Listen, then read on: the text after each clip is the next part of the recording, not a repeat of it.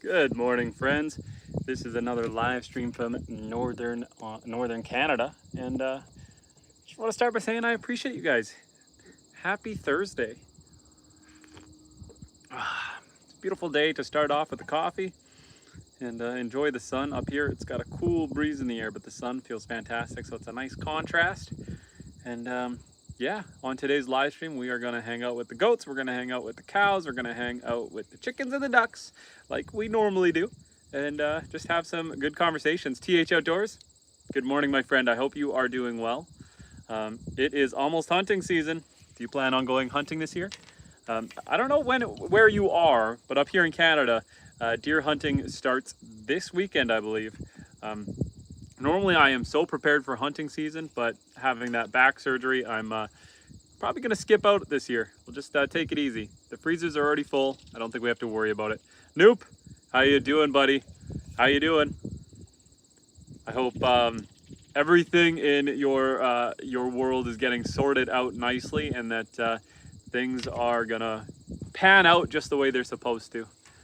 We're just having a relaxing morning. We're gonna start with just some coffee, just chilling and chatting, and then we're going to move over to the animal area and hang out with the goats and ducks and chickens and cows. I get my pigs. I had my pigs butchered, and I get my pigs on Sunday. And I miss the little porkers. That's one less animal to hang out with. TH Outdoor says, I'm planning to go deer hunting this year. Well, I wish you all the best in your hunting journey. Just remember, enjoy the experience. It's not about the destination. It's not whether or not you get a deer. It's just about enjoying the moment, enjoy nature. When you're sitting in your deer stand or wherever you be hunting from, just listen to the birds calling. Don't get irritated by the noise of a grouse in the bush. Appreciate it and enjoy it, because that is the best part about going hunting. It's just enjoying the experience. The harvest is a blessing, but if it doesn't happen, enjoy the ride. That is my advice for those fellow hunters. Enjoy the ride, enjoy every moment, enjoy the journey just as much as the destination. I always enjoy, see, when I go grouse hunting for partridge, small game birds, I always try to just find something that I appreciate along the way, whether it be a certain flower, an edible mushroom, just the sun in the sky. Find something to enjoy along your journey hunting, and that way, if you are not successful at hunting, you at least walk away with a sense of fulfillment rather than a sense of dread. You know, you can beat yourself up over an unsuccessful hunt, or you can just say, you know what, I had a nice time with family and friends, or just with nature, and it can still be very enjoyable. For me this year, I was planning on doing a big hunt out in the back forest, setting up somewhere in the forest this year. I set up in the back fields last year. I was going to set up in the forest, clear a shooting lane and try to draw them in, but then, you know, health got ahead of me, and I think I got to take it easy this year. We'll save that for next year. There is always another day. Well, I think I'm going to take us over to the animals here. I don't like sitting too long. So let's go for a little walk. Let's go see what the chickens and ducks and goats and cows are getting up to. Let's go find the animals. It's a beautiful day out here, out on the homestead. The sun is shining. There's a cool breeze in the air, so it's not too hot. Lily. Hi, Lily. Let's go say hi to all of our furry friends.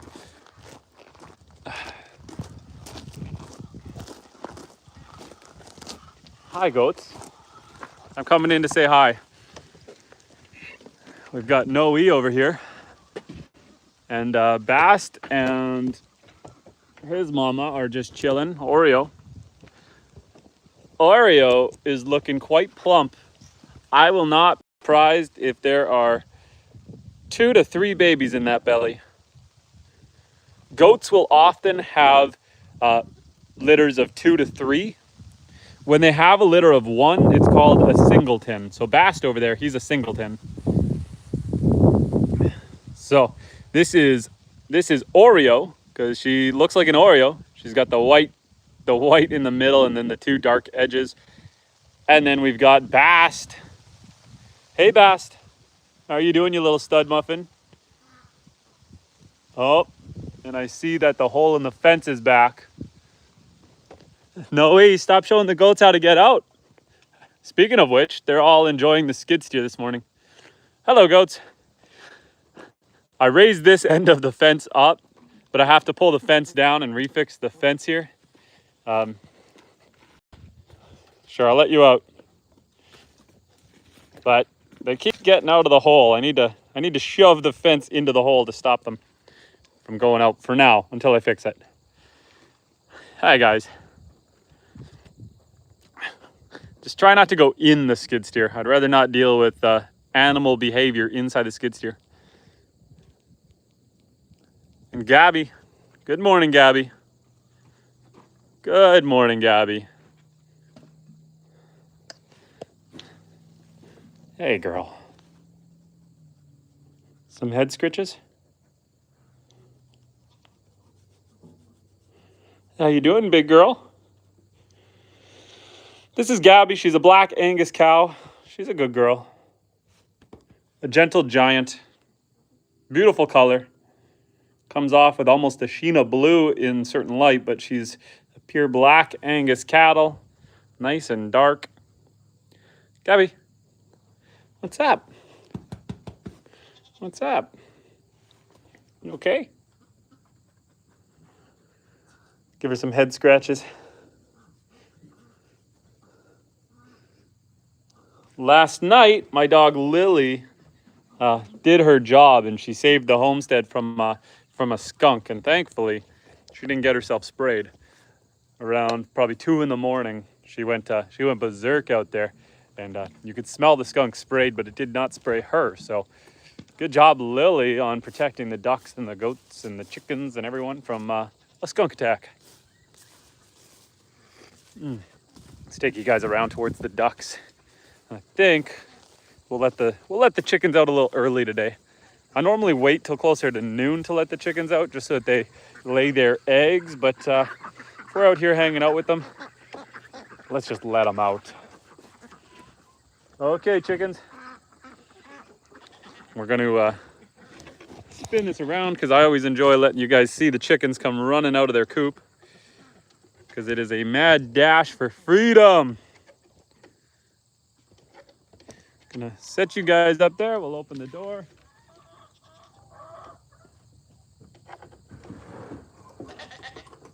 Everyone can come on out.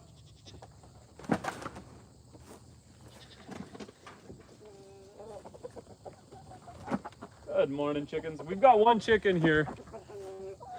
One of our hens is a consistent double yoker. She's letting out two yolks at a time. So it's nice and hearty, nice big eggs. West Cascades, how you doing? Welcome to the chat. We are just chilling on the homestead this morning, having a jolly good time. Just chilling with the chickens and the ducks and the goats. Hello, Orion. Hey, big guy. What you doing? You coming to say hi to everyone?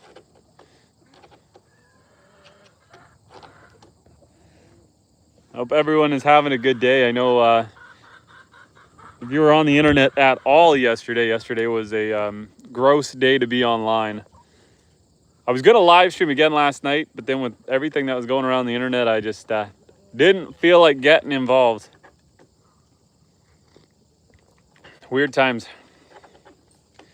But we're just doing our thing up here in Northern Canada, where things are a lot more relaxed and a lot more chill. And we get to just enjoy the homestead. We get to enjoy the animals, the interactions of the chickens and the goats, the cow. Every once in a while, you'll get a chicken riding on the back of a goat or a cow, and it is the cutest thing ever. Every once in a while, you'll get a goat riding the back of the cow. I'm waiting for my Dr. Seuss moment of a cow being ridden by a goat, being ridden by a chicken. I want to see the pyramid of farm animals. What do we got? Is that still one chicken just chilling in here? I believe there is a chicken right in the box. Let's surprise it with a quick hello. Oh, maybe not. Maybe he was just behind. Yep, there is one. Hello, chicken. Hello. How are you doing? You laying an egg right now? Is that what you're doing? You're just chilling? You don't want to come out? Oh, some nesting materials. Yeah, one thing I need to add to the back of this nesting box, I need to add a brim on the back because the chickens come up and they kick all of the straw down to the bottom. So I'll fill these boxes up with straw, but then they get up here and they just kick it all off. No egg there. Hello. Come on out. Run with your friends.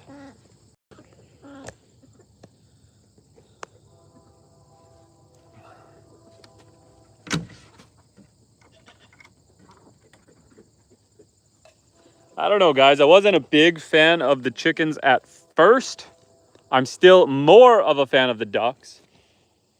Goats are my favorite, even though they're mischievous. Goats, do you guys want back in? You guys snuck out and then I blocked off your entrance. But the ducks are easy. They're adorable. They stick together. They're a family unit. The chickens are mostly together right now, but some of them are already MIA. Goats. Oh boy. Come on, goats. Come on back in. Come on, everyone. Come on, let's go. Come on, goats. There's a chicken. Mimi. Come on, Mimi. Come over here. Mimsky. Come on, Mimi. Are you going to come? Come on, girl. That chicken wants to go hang out with the... Gabby's looking like, what you doing? And this chicken's like, I want to go hang out with the rabbits.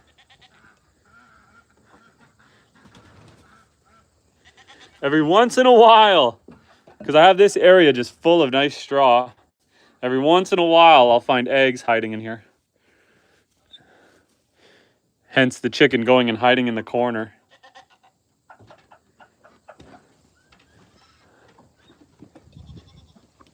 Oreo, I was trying to let everyone in. The goal was not to let you out. It was to let everyone else in. Come on in, goats. I don't think it's going to happen right now. Here's what we're going to do. We're going to leave that door open. Hope my cow doesn't come out to see. So we don't want to accidentally let the cow out. We're going to go grab some treats and we're going to sneak everyone in here. And we're going to see if we can keep them in for the day. So let's come around here. We're going to go into the feed shed where we got some treats. And let's put our coffee down over here by the chickens, right on this ledge. Perfect. Oh, Gabby, don't do it. Don't go out the gate. Don't even think about going out the gate. I left the gate open thinking you weren't going to come in and find out what's going on.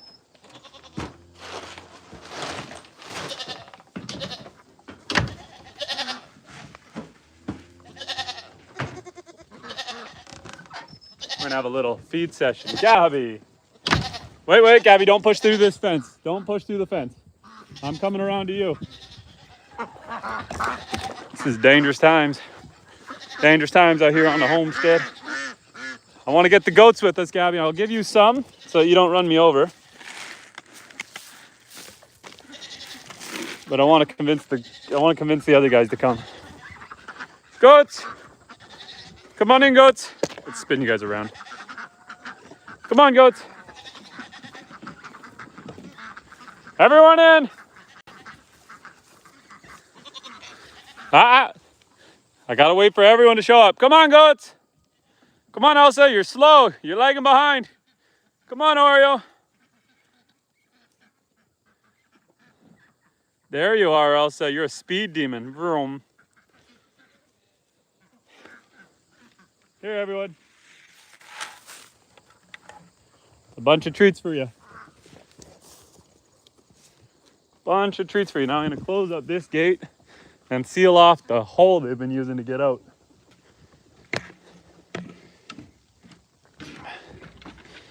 close the gate.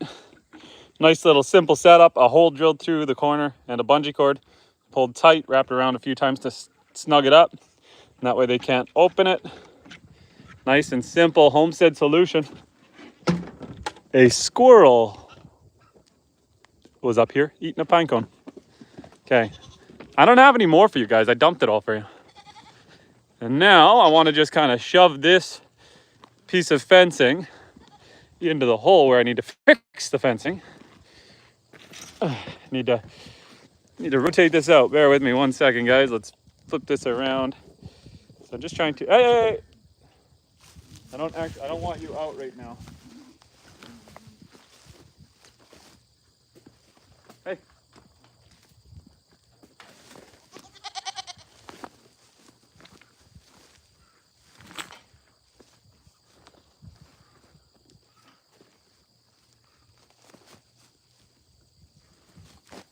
There. That should make life a little more tricky for them to get out. The quick and easy solution.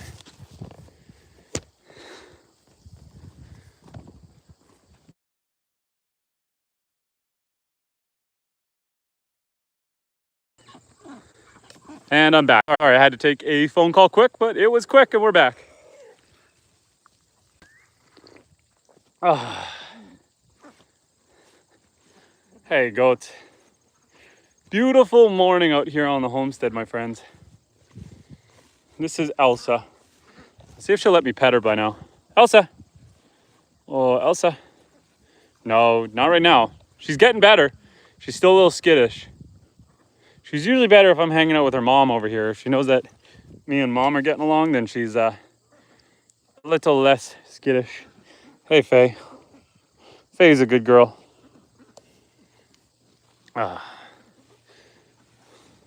Everyone's just enjoying some grain. We got the goat, cow, chickens. Everyone's just enjoying a little treat.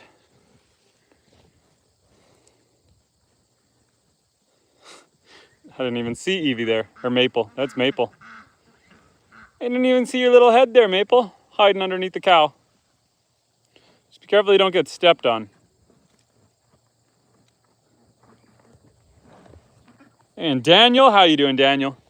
We're just having a little homestead hangout here with the animals. We got the cow, goats. I gave them all just some treats, some grain, and so they're all just right in the mix. We got a chicken. Maple, you're playing a dangerous game. You're fighting with the cow for her food. She can yeet you, man.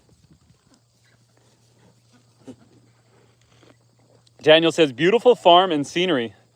Thank you, thank you. This is my fields. I've got a 156 acre peninsula. There's a lake. The lake goes all the way around the property. Beautiful lake. I've got a beach on the south side. And we are just chilling with the animals right now. This is my dog, Lily. And this is me. Let me flip you guys around. Set you guys up so that you try not to get bumped over. I know I was talking, I'm probably going to upgrade to the iPhone 17 Pro Max when it releases in another week or two. Might pre-order it, I don't know. But I'm going to have to get a beefy case, a nice like Rhino case or something, because I'm always doing these vertical live streams, hanging out with you guys. I do this 3 to 5 times a week. Right now I'm doing it a little more because 2 weeks ago I had spinal surgery, and so I'm off work the rest of this week. It's supposed to be 6 weeks. This is the second week. I'm hoping by week 3 I can actually go back to work because I'm losing my mind staying home all day. But yeah, hopefully we are healed enough to go back to work starting next week, at least part-time, part days. And then, yeah, I don't know. It's this is the homestead though. It's beautiful out here. Because I've been off work, I've been live streaming almost every day, but normally I'm live streaming 3 to 5 days in the evenings and on weekends. This is Northern Canada. Welcome to Northern Canada. See, Daniel, YouTube is doing a fantastic job of putting homesteaders out with me and people who have similar injuries. It knows that I have a back injury, so I get a lot of people who are also injured. Chad, welcome back to the chat. And West Cascades had said, chickens can be temperamental at times. I have a few too. So far, we have had no issues with our chickens, but fingers crossed. And this is in Northern Canada. Welcome to Northern Canada. And Chad says, I know you're not in the USA, but do you know who Charlie Kirk is? If so, what is your opinion on his death? If you don't, no, it's okay. Yeah, you know what? I was planning on going on live stream again last night. I streamed in the morning. I was going to stream again in the evening. And then I saw all the news going around, and it just seemed like a pretty depressing time to be on the internet, whether you were for Charlie Kirk or against. I personally am politically leaning towards conservative. However, I did find he was a bit of a grifter, but I mean, that's YouTube, right? You got guys who are out there chasing the clicks, chasing the bait, and so you're going for those little bit more hot button issues. But for anyone to go through what him and his family just went through, the only thing I can say is at least it was quick and sudden. But dude, that guy had 2 kids and a wife, and he was 31 years old, and all he's doing is having conversations, and the dude's gone. So tragedy all around. I don't care what side, whether you're pro him or against him. And here's the thing that I really don't like. I'm seeing a lot on the conservative side of the internet, a lot of people who are anti-liberal and anti-left leaning, and they're, how could you guys do this? How could you blah, blah, blah. It was one person. It was one person. It was not anyone else. One person made that decision. One person was geared up and did this. So to create division and violence amongst people is no bueno. You know, there's people who do dangerous and violent acts every day. And so to try to condemn an entire group of people is not cool. Again, I'm up here in Canada, so I don't have as much skin in the game. But tragedy, no bueno, no bueno. So, yeah. I mean, it's going to make a lot of people, I'm thinking like Steven Crowder and those guys, Ben Shapiro. It's going to make a lot of them probably not do public appearances or not want to do public appearances. And so when the conversation starts to get silenced out of fear, I think that's, that's not that starts to feel a lot like the Middle East, when you can't have an opinion because you could get murdered for it. And I feel like up here in Canada and the US, we're trying to live above that level of law, that level of enforcement. But unfortunately, that seems to be the way we're heading. Totalitarianism, whether by a government or by people, it's terrible. So, depressing conversation, boys. Cheers to good morning coffee and a sunny day with a cow in the background. Yeah, rainbows, butterflies. Cheers. Chad says, he was conservative. He was fighting for the rights of everyone. They were trying to take out a big contender on the right cause, not trying to change the thoughts on the channel, just didn't know your thought. And Muskie says, hell yeah, brother. Tragedy, man. Tragedy. Sad day to be on the internet. Sad to, and it goes multiple ways. I don't want to get too far into it. Either way, it sucks that that's the time we're living in. So. But the goats are cute. Look at goats. Look, goats. Yay, goats, cow. Happy. No murdering, no violence. Everyone loves each other. Hey, Orion. None of the frisky business, okay? I know I said you guys love each other, but not on stream. It's not that kind of stream. We ain't doing that. Anyway, sure, I can show that. What do we got going on here? H8HH says, soft-handed graphic design conservative PR machines release the Epstein tapes. And Muskie Oscar says, do you do livestock farming, brother? Yeah, so what we do here, this is my homestead. So I'm not a commercial farm. I just have enough animals for my family and I, and a little extra to go around for extended family and friends. But we raise and breed a bunch of different animals on this homestead. So I breed my cattle. Currently, I just have 1 cow. I normally have around 3. I'm getting 2 more, but the other two are in the freezer, and she is pregnant. And so we'll have her baby in the spring. I'm getting 2 more heifers, and we're gonna start getting more serious into breeding cows starting next year. So we'll have a baby from her, and then in the fall we'll breed all 3 of our cows. And so we'll just keep breeding our cattle. We breed our goats. So here's my army of goats. I started with 2, and currently I'm sitting at 9 goats. The chickens, the chickens were gifted to me. I didn't actually hatch these chickens, but all these chickens were given to me.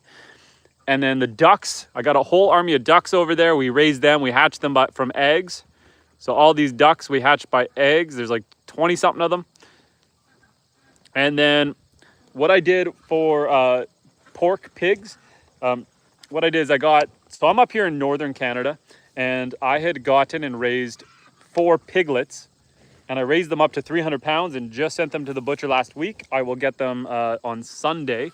And so I'm gifting, like I raised one of them from my parents, one of them from my in-laws, and then 2 from my family. I have a wife and 5 children. And so that'll be our pork for the year.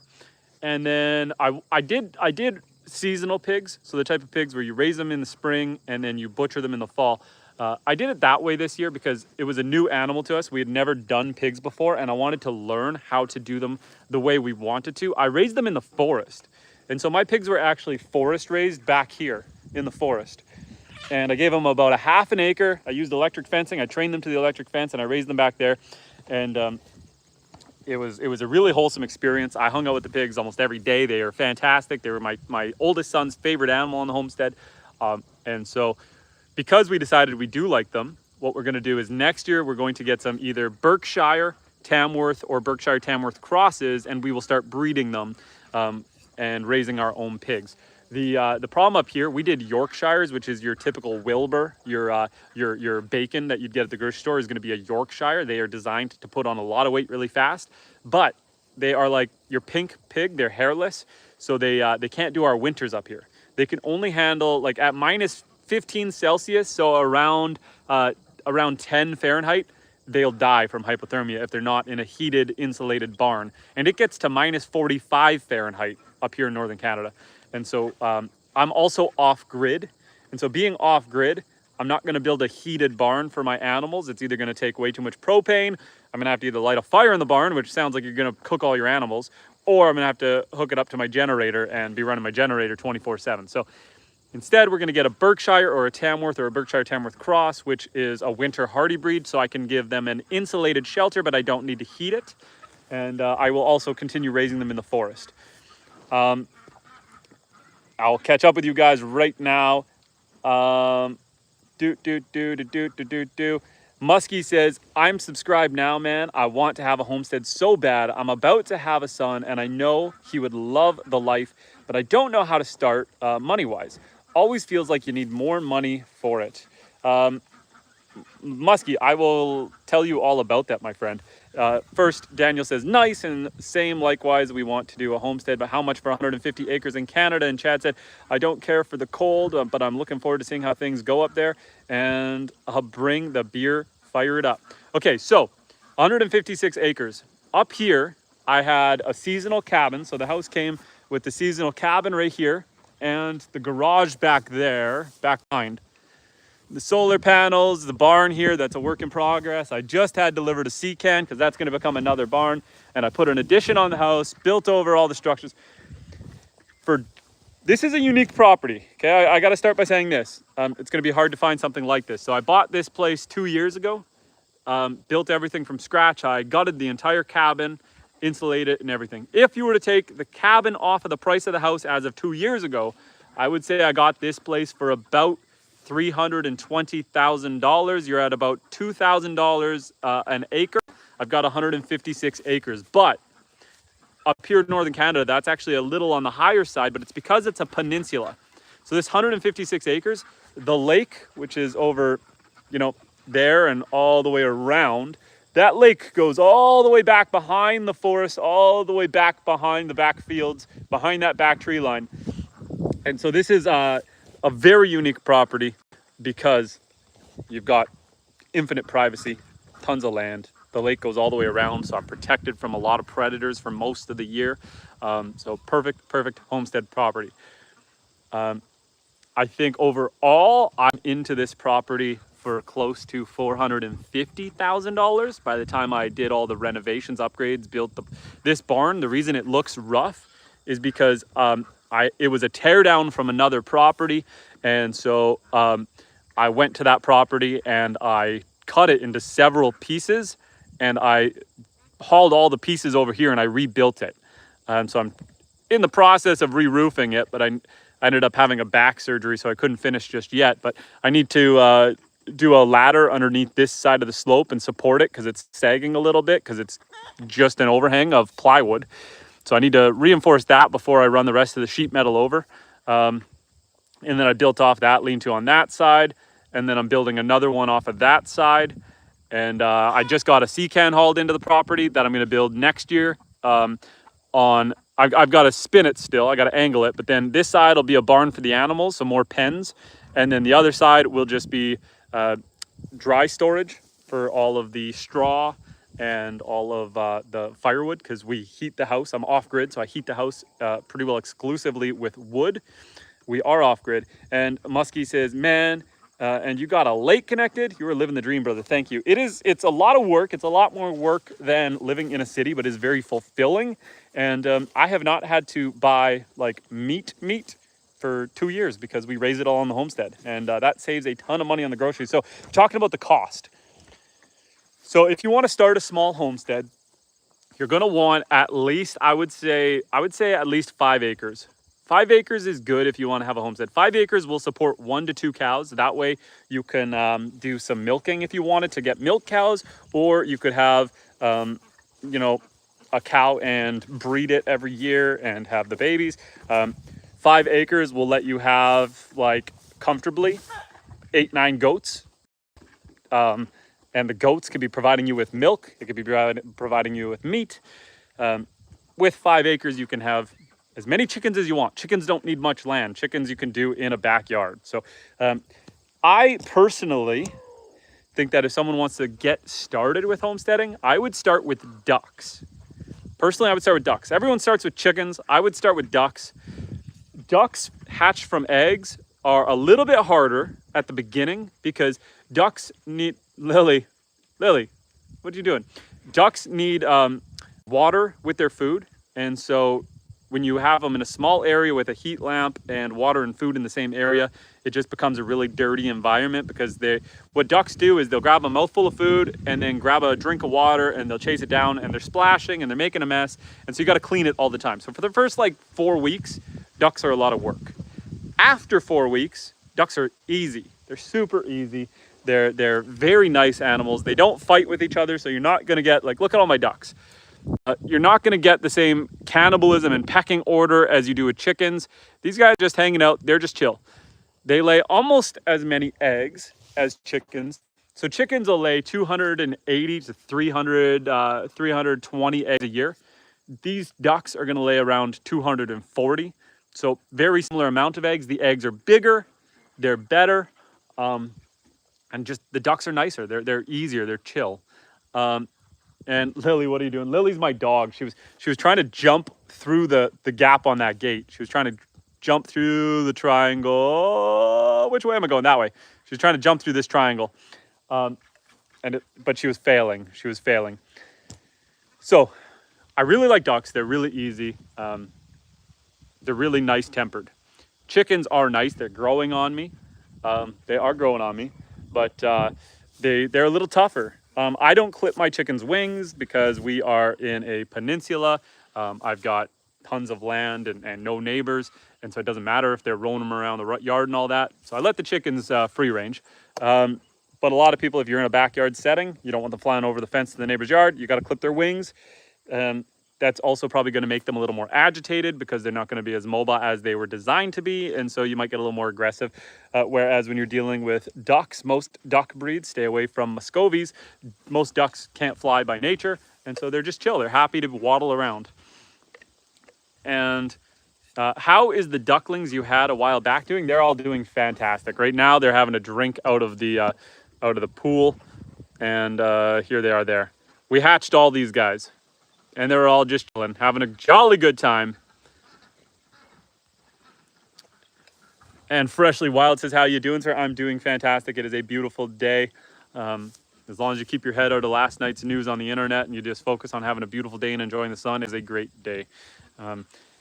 Kota says, amazing. What about the eggs? Which one tastes better? And which kind of ducks do I have? I have 4 types of ducks. I have Pekin, Ancona, Appleyard, and Buff Orpington. And duck eggs, last year we did Pekin ducks. Duck eggs are very, very similar in taste to chicken eggs, but a little creamier. So I prefer them. They're bigger and a little creamier. So I prefer them. They're fantastic. I don't think, if someone said they preferred chicken eggs over duck eggs, I think they're lying. I think it's either no preference or you prefer the duck eggs. But nobody's going to prefer a chicken egg over a duck egg. Duck eggs are better. And Chad says, they are the ones that lay colored eggs. Yes, the Ancona ducks. So the Pekin, Appleyard, and Buff Orpington all lay white eggs. The Ancona ducks lay blue, green, or cream colored eggs. Gray, blue, green, or cream. And so that comes from them. One of my chickens is a double yoker. She is very consistently, like every day or two, laying a double yoker. Nice big eggs. And so that's a lot of fun too. I just realized I've got my goats all around here, but they don't realize that I left the chicken door open. I don't usually let my chicken door open right now because my goats will get in there and they'll try to eat the chicken feed. But all the goats are chilling. They're just lying in front of us here. Oh boy, oh boy, oh boy. Click the button and zoom out. Everyone's just enjoying the sun this morning. And of course, the cow and a chicken are just chilling over there eating some grass. And Daniel says, quail eggs are good as well, but yes, definitely starting with ducks. I've never done quail. It just seems like more work just because, you know, if you're already doing chickens and ducks, going after the smaller eggs of quail doesn't seem as worth it. I have had quail eggs and they are tasty. They are good, but smaller eggs, just as much work. Better in a small setup. But going back over to Muskie Husker's question here about how to start a homestead. And I would say start with something easy. Start small. Commit to one animal in your first year. Don't take on too much. So I would say ducks are pretty good, or rabbits. I'm going to say your first animal should either be rabbits or ducks. Rabbits are raised for meat. They reproduce every 30 days. We do ours every 60 days because I like to give them a break. It spaces them out and it allows the babies to grow up, get butchered before a new litter comes. So I do mine every 60 days, but rabbits can produce babies every 30 days. You get a lot of meat. They're one of the highest yields of protein per year is doing rabbits. It's easier to have multiple breeders. And they're just very, very consistent, reliable, and fairly easy to take care of. Following rabbits, I'm going to say ducks. Ducks are just a very chill animal. Once you get past that first 4 weeks, which is a little tougher, they no longer need the heat lamp and they are good to go. They're winter hardy. They lay lots of eggs. The eggs are good and creamy. You can let them, we obviously, you got to provide them all with chicken food, so they all have an expense to them. But you can let them forage. They will subsidize their feeding very well, naturally. And then I would say start with one of those the first year. The next year, add on another animal and just take it slow. Get your infrastructure in place ahead of time. You're going to be making changes and adapting. Let me show you my duck house. So I built this log cabin for my ducks, and it has changed a lot over time. And I mean, it is what it is. You're going to be making changes and adaptations. It's still a beautiful little build. But this is part of homesteading. Is I find when you first start, you're building everything to be beautiful and pretty. This is my log cabin. Don't mind the scratches on the door. That was a goat rubbing their head against it. But I built this log cabin. I hauled all the logs off of the property. Hauled all the logs. These all came from the property. I debarked them all, cut them all to size, and built this log cabin. Built it, you know, kind of gabled A-frame style. And then I built a fenced-in yard for the winter around them. And this fenced-in yard started off really, really pretty. And now it looks like Fort Knox. So this fenced-in yard, at first, the upper half wasn't there. It was just the fence around with the central beam. And I was running string lights down it. And I ran the string lights down to deter any hawks or eagles or anything from flying in and trying to scoop up a duck.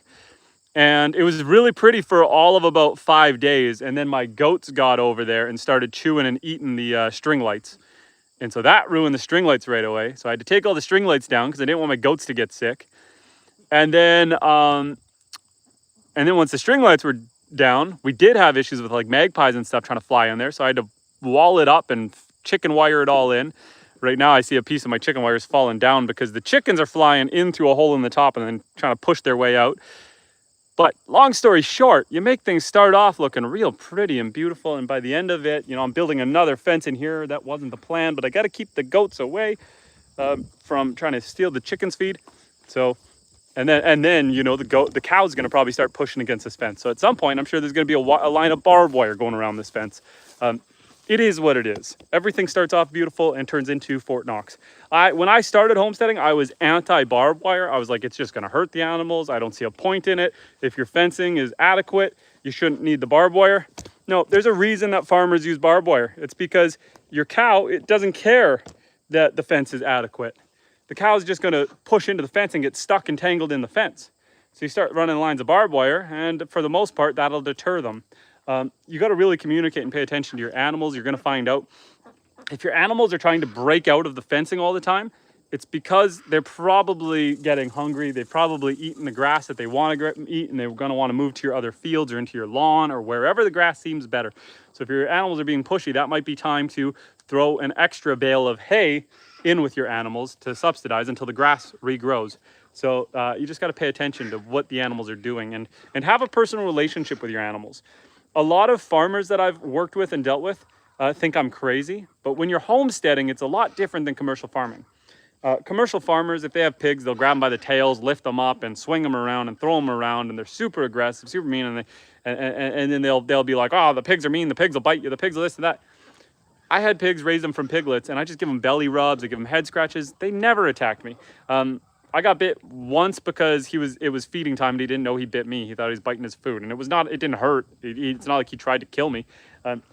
Same thing with the goats. I've only been headbutt once by the goats, and it was Faye, and it wasn't even on purpose. I was putting her in a harness to hoist her into the barn because I cut their toenails while they're hoisted in the air. It makes it easier so I don't have to bend over. And I was putting her in the harness, and I had food in front of her, and the other goats came in and swarmed her, and she just gave a little headbutt, and she got me right in the rib.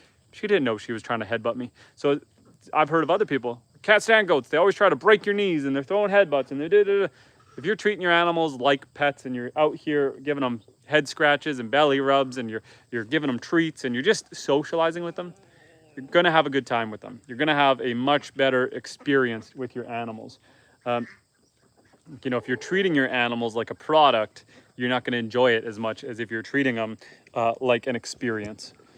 Does that all make sense, guys? Anyone have any questions, concerns? Let's see what else I missed. Chad had said the first year you will have some chickens lay doubles and triple yolkers. I've never had a triple, but I hope so. And Kota says, which one, chicken or ducks, need more food and water, and what are you feeding them? I would say that the chickens and the ducks probably go through about the same amount of food. I'm feeding for the ducks. I'm feeding them like they'll do different mixes. It's all kind of like a soy, grain, oat ration, and you buy it from a farm feed supply. And so I'm giving them like a duck layer and a chicken layer feed. And so the one is more designed for ducks, one's more designed for the chickens. The ones for the ducks, I believe, have niacin in them, more vitamin C, whereas the chickens don't need as much. And then you supplement them with crushed oysters or lime, just to help harden up give them calcium to harden up their shells. Yeah, just giving them commercial. I go to a farm feed store and I buy big bags of commercial. Oh, are you okay, girl? You're harking up a lung. Oh, Mimi, are you okay?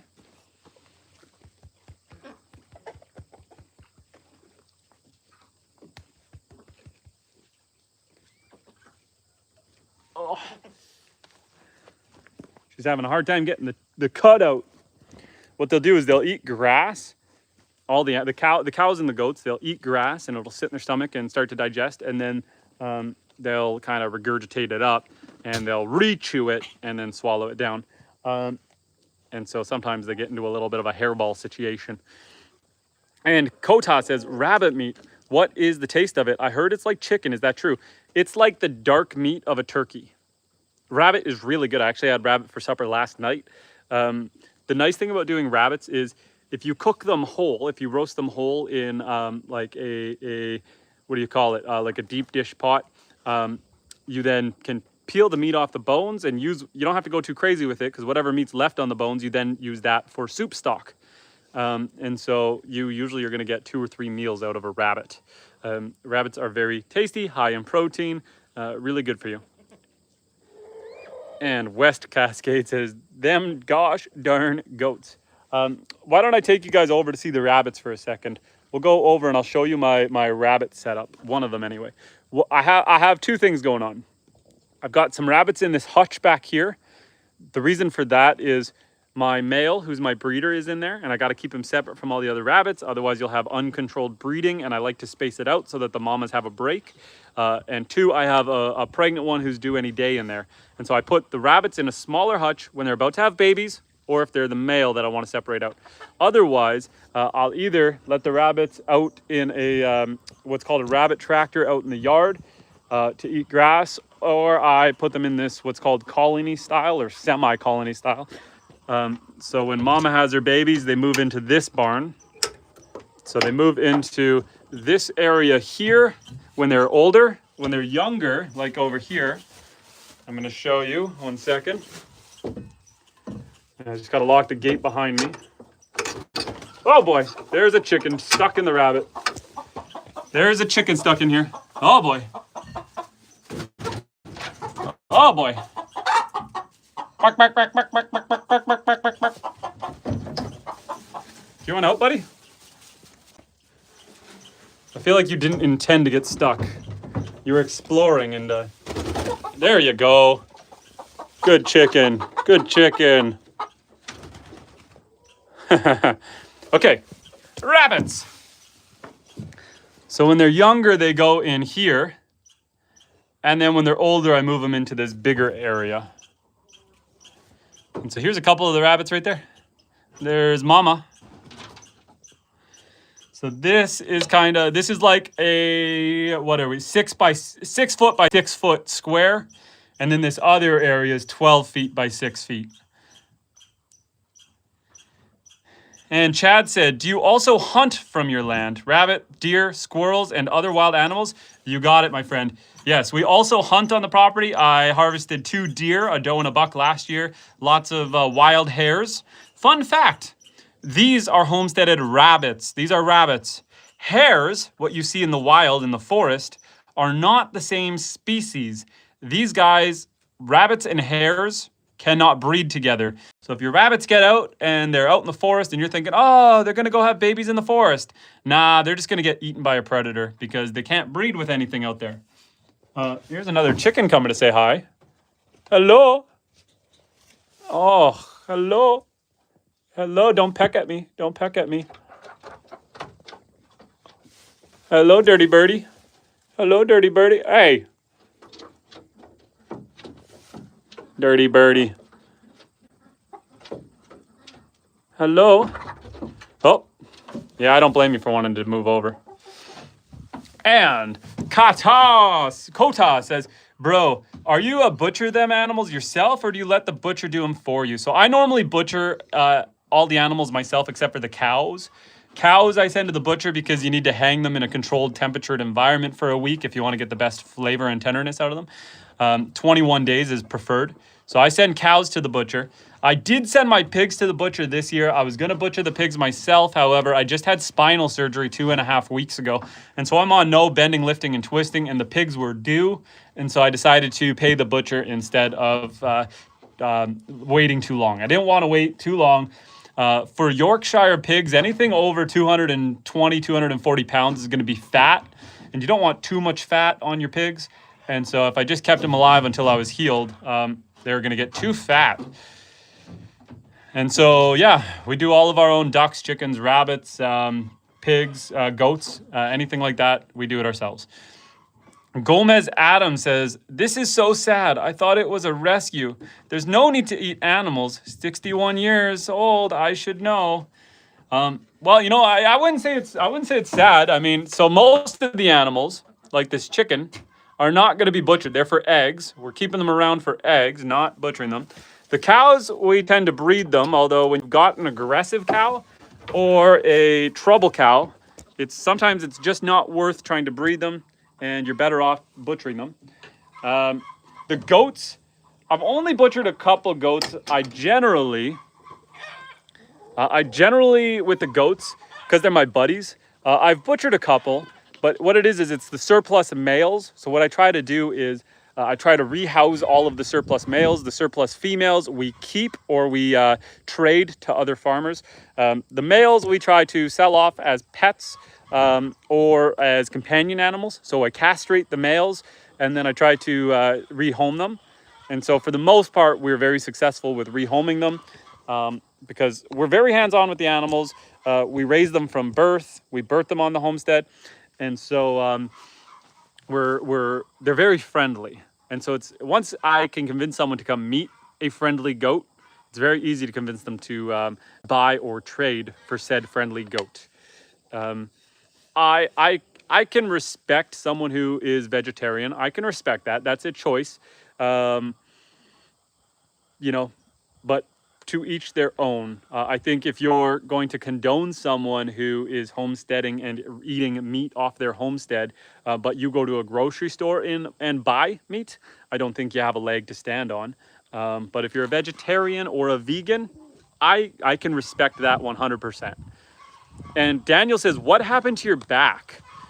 So when I was, about 13 years ago, I had a compressed disc injury to my L4, L5 playing hockey. Remember, Canadian, cheers. So I hurt my back playing hockey, and then it was fine for like the first 5 years. The last 8 years, it's been getting worse and worse. The last 8 months, my disc has been herniated and hasn't been able to reset. Tried osteopathy, tried massage therapy, tried chiropractics. My doctor just told me take more painkillers. And I'm not a painkiller guy. I just don't take them. So I just learned to live with it. But then unfortunately, I was doing everything I could to get my back in order. I was going to the gym 4 or 5 days a week, working out lots, trying to strengthen my body, my core. And then I bought this machine back here, the skid steer. I bought that skid steer thinking, okay, one of the hard things on my back is because we heat the house with firewood. I cut all the trees in the bush. I drag them out. I buck them all up. I stack them, split them, stack them. I do it all by hand. So I bought this machine so that I could drag all the trees out of the bush, lift them to a good working height. Instead of chainsawing them down at the ground, I could be up at a good working height. So I was trying to stay ahead of it. And sure enough, my L4, L5 disc blew out on me. I lost feeling to my right leg and had to have an emergency surgery where they removed a bunch of the disc to try to save my L5 nerve, which it seems like it's worked. My leg goes numb after towards the end of the day, but my surgeon thought it might not come back. He's like, we got to get the pressure off that nerve, but we don't know if the numbness is going to disappear. But so far, so good. I get more imaging done tomorrow, so I get more x-rays and stuff done tomorrow, and I talk to the surgeon and see where we're at. He might not be too impressed that I kind of tend to overdo it. The goal was that I'd be able to stand and walk for a half hour at a time by the end of 6 weeks. We are 2.5 weeks in, and I've done some 4-hour live streams at like day 10. Like I feel relatively fine, especially compared to pre-surgery. I felt awful before surgery and was still living life like normal. Anyway, Kota said, how much does it cost to let each animal butcher? And do you know, with rabbits and chickens, did you ever do that or just pigs and cows? I've never paid the butcher for rabbits and goats and stuff, but the pigs, so normally what there is there's a kill fee. So there's a $50 kill fee for a pig. For a cow, it's about $200. And then the butcher fee is usually around $1 a pound. So you're gonna pay about $1 a pound to the butcher. Meat weight, not live weight. So if you had a 300-pound pig and you're gonna have 175 pounds worth of meat, you're gonna pay the butcher 175 bucks plus the $50 kill fee. So, you'll get 175 pounds of meat for around 200 bucks. if that makes sense. And Daniel is doubling down, telling us Jesus made all animals to eat. Chad says, I heard if you massage your cow as you feed and take care of them, you get Wagyu beef. I don't even really know what Wagyu beef is. I bought it before. It was very overpriced, and I didn't think it was that good. I don't know. I thought Wagyu was more of a species of cattle, more of a specific species. But my cows that I've butchered on the homestead, raised free-ranged with lots of treats and, you know, well-loved. They're Black Angus. Tasted fantastic. Fantastic. Better than your Walmart meat. And Randy, welcome back, friend. And Kotas said, I don't know if I can butcher them myself when I have them from small and so long and take care of them. Like you said, you get buddies with some animals. I would really like to do a homestead and get my own meat from my own animals. But that part is hard for me. I don't know how I can do it and overcome and butcher or let them butcher for me. That is the hardest part for a lot of people. If you don't feel any remorse or sense of loss when you're butchering your own animals, you're probably a maniac. I grew up as a hunter. I've always grown up hunting for food, and that's very dissociated. You don't know the animal. Your goal is just to end its life. You're going out in the bush, and so you usually get caught up in the hunt where, especially small game, you see a rabbit, you aim your gun, you shoot, you go, you retrieve it. You generally don't feel a sense of loss because you had no connection. When you raise your animals by hand and you're petting them and you're caring for them and you're bringing them over to the area you're going to butcher them, it's depressing. And I teach my kids that it is not a joyous moment. We are thankful to God for providing us with the ability to harvest our own food, but we are sorry that we had to end a life in order to receive that food. You should feel some remorse if you truly loved your animal. If you don't feel remorse butchering animals, I don't think you should be butchering animals. That's why, like, it's easier for a butcher to butcher your animals because they don't know them. So for them, it's the job. There's no sympathy. There's no empathy. They don't know them. And I guess that's a job. It takes a certain type of person to do it. But if you're doing your own animals, and I think you should at least once, if you're butchering your own animals, that's a good way to know whether or not this lifestyle is cut out for you. If you're going to be raising animals for meat, but you don't feel comfortable ending their lives, then maybe you shouldn't raise them for meat. Maybe you should raise them for milk. Maybe you should raise them for eggs. You don't have to butcher your own animals, but it might make you want to think about being a meat eater. You know, if you're willing to take that responsibility for your own food, then double down. You got this. And Daniel says, I just got back from my MRI, hopefully nothing major. I threw my back out moving 80-pound bags of cement. I couldn't even walk for the first couple of hours, very painful. Most people can recover from a herniated back within 6 weeks on their own. Unfortunately, mine had been blown out and had continued to be herniated. And eventually, you know, I was in that kind of, I think it's like a 5 percentile of people who needed surgery to fix their back. Yeah. Mine, like, I've had it where it's been so bad that I couldn't walk because it's pinching. This was the first time I've had it so bad that I couldn't walk because I couldn't feel my leg. My leg was just dead. And Chad says, that is well said about butchering the livestock. Ernie says, well put. I'm one that turned into a softie. And I can respect that, Ernie. I appreciate the ducks and the chickens for the eggs more than I do for the meat. I will appreciate harvesting my own meat. I don't enjoy butchering the ducks and chickens. It's a messy process. Once I get started, you know, I've hunted my whole life, so it's no different than that. But bringing them to their demise is not a fun experience. That part I don't enjoy. But I do it to provide for my family. But mostly we don't do, at least currently, we don't do meat chickens or meat ducks. We do them for eggs. The only ones that we have to butcher are the surplus males. Unfortunately, boys, women are more valuable than men in this world. One male animal can service typically up to 10 female animals. And so you only need one boy The other boys are just consuming food and fighting with each other. The females are what we need for the babies. So you only need one male for every 10 females. The other 9 males get sent to the freezer.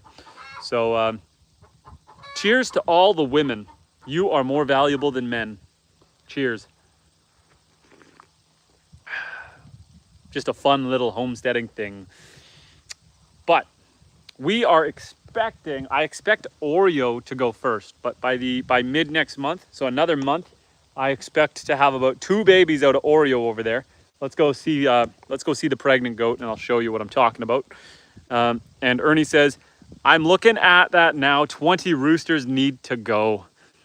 You know, and if they're gonna go, if you can't rehouse them, you might as well eat them and have them provide for the family. It is tough when you end up having too many roosters. They will fight, argue, cannibalize, and they're just there for food. They're not providing you with nutrition. So this mama here, you can see how wide she's gotten. So you see this hump out on this side and this side. Those are gonna be, that's probably 2 babies. It could be 3, more likely 2. And so I expect her to have these babies. A goat's gestation period, their pregnancy cycle, is like 5.5 months. So I'm expecting these babies in 1 more month. Then I believe the next one to have her babies is probably Mimi over there, but probably not for 2 more months. She's going to be pregnant, but she's not showing the early signs. She's not showing the early signs. Maybe something over there, but I think she's still about 2 months away. And we got little Basti boy here. Bast is Orion and Oreo's baby.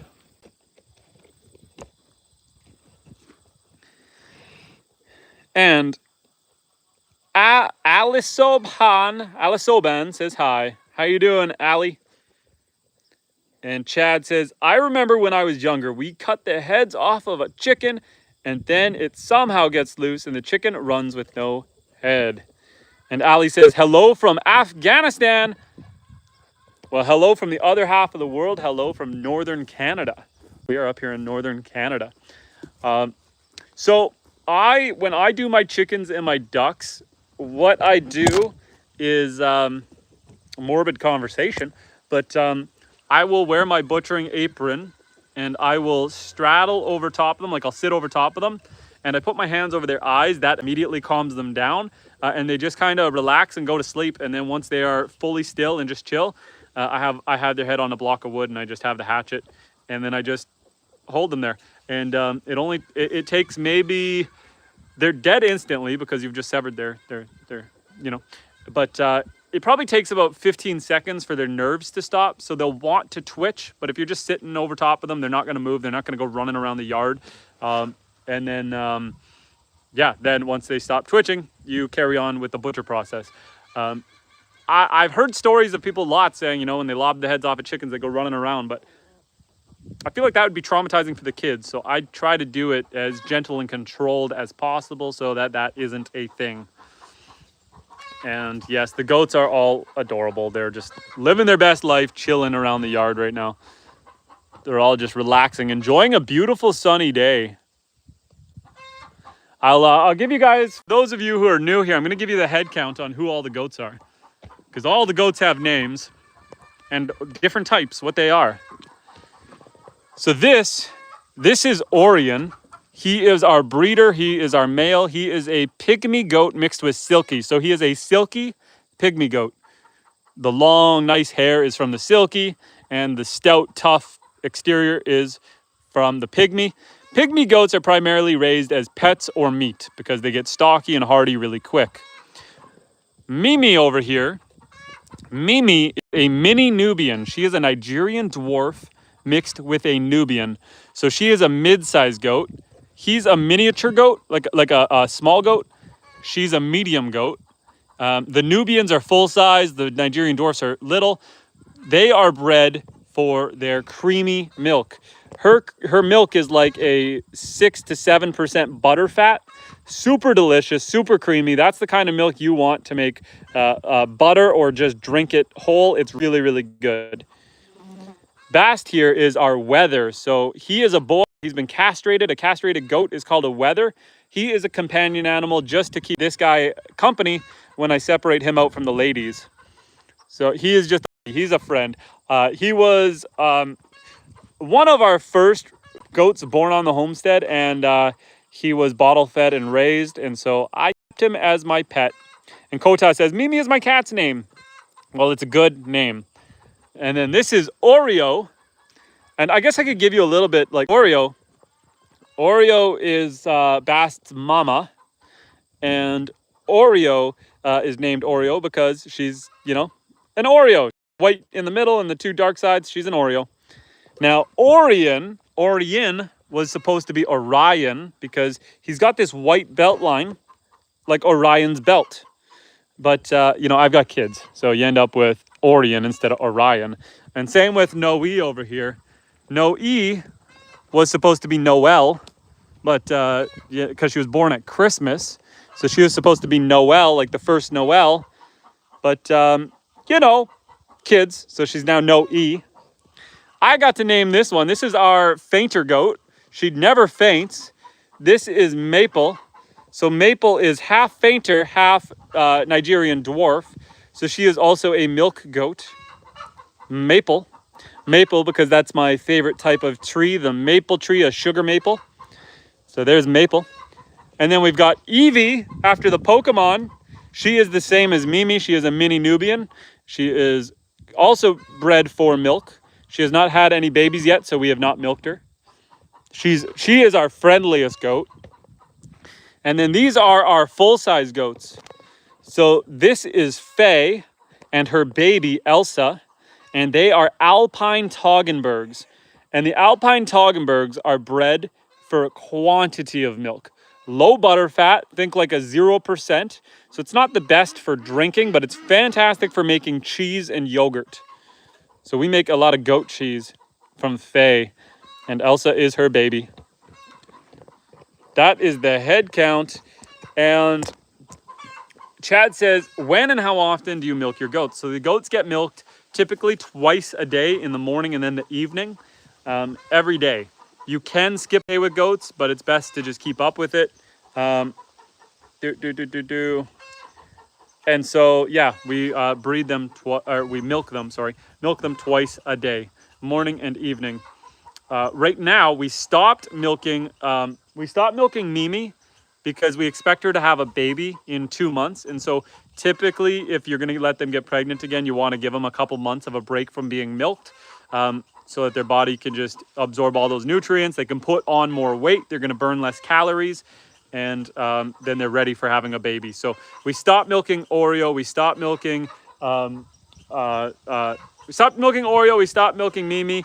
And Faye, we can keep milking her as long as we want because she has a baby with her. So she's not, and she doesn't let Oreo breed her right now. So she's not pregnant. And Kota says, I want to have a lot of goats as well in the near future. Goats on. I love the goats. They're my favorite animal. If you treat them well and you take care of them, and you know, they're going to be a little trouble because they like to be with you. So they like to break out of the fencing. They like to try to jump out of gates, climb under, climb over, because they want to be with you. And so as long as you spend a lot of time with them, you're not going to have any issues. You can fence them in. You can control them. It will happen. If you have a male with them and you're planning to breed them, good luck controlling the breeding. The male always finds a way to ruin your plans. When the time comes, it is everything he has in him to get to his ladies. If he has to chew through a metal fence, he's going to chew through a metal fence, because if he wants the girls, he's going to get the girls. And Ali from Afghanistan said, are you a farmer, bro? I would say I'm a homesteader. I have a full-time job. So I do work. I'm off in the middle of the day right now because I had spinal surgery, so I'm recovering. And so I'm off of work right now, but I do have a full-time job. So this I do on my evenings and weekends with my wife and children. And we just have enough animals for us and like our close friends. So we're not a farm. We're not out here raising animals for resale to make profit and run it as a business. I feel like that's really the big distinction between running a homestead and running a farm. A homesteader can be someone who just has chickens. A homesteader can be someone who just does a big garden.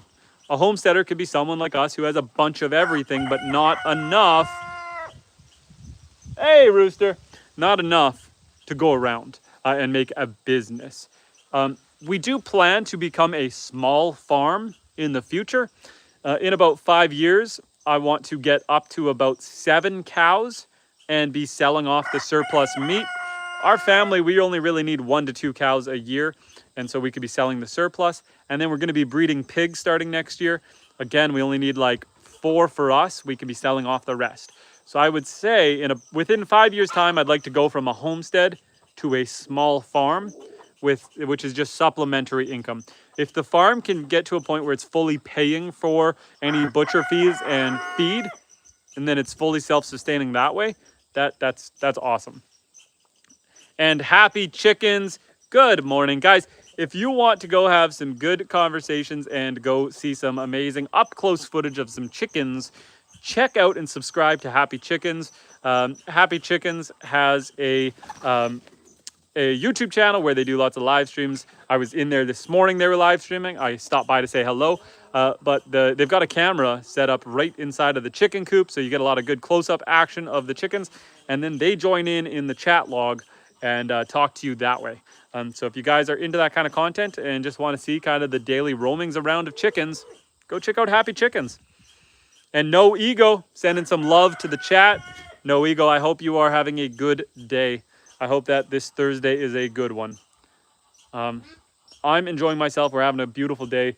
This squirrel drives my dog crazy, but I can't blame it. If you guys can hear the squirrel in the background, I don't know if you can. Let me see if I can get it on camera here while it's chilling. So this squirrel here, oh boy, right there, that guy there. That guy there teases my dog all the time. My dog chases it, but it's not his fault. His uncle or dad or mom or someone bit me. One of the squirrels that lives in that tree bit me. It was in our feed shed eating animal feed, and I opened up the door, and as I opened up the door, it was summer, I was wearing shorts. It jumped out of the door immediately. Like I opened the door and all of a sudden something hit me in the leg and it bit me. It took a chunk off of my leg. I was bleeding. And so I went and got I removed it from this plane of existence. And so yeah, the other ones weren't too happy with me when I did that. And then a few weeks ago, Lily actually caught one of them and it is no longer here. And so now this one here is the last one left in this tree, and it loves teasing Lily and taunting her. And I can't blame it because, you know, we've created chaos within the squirrel community.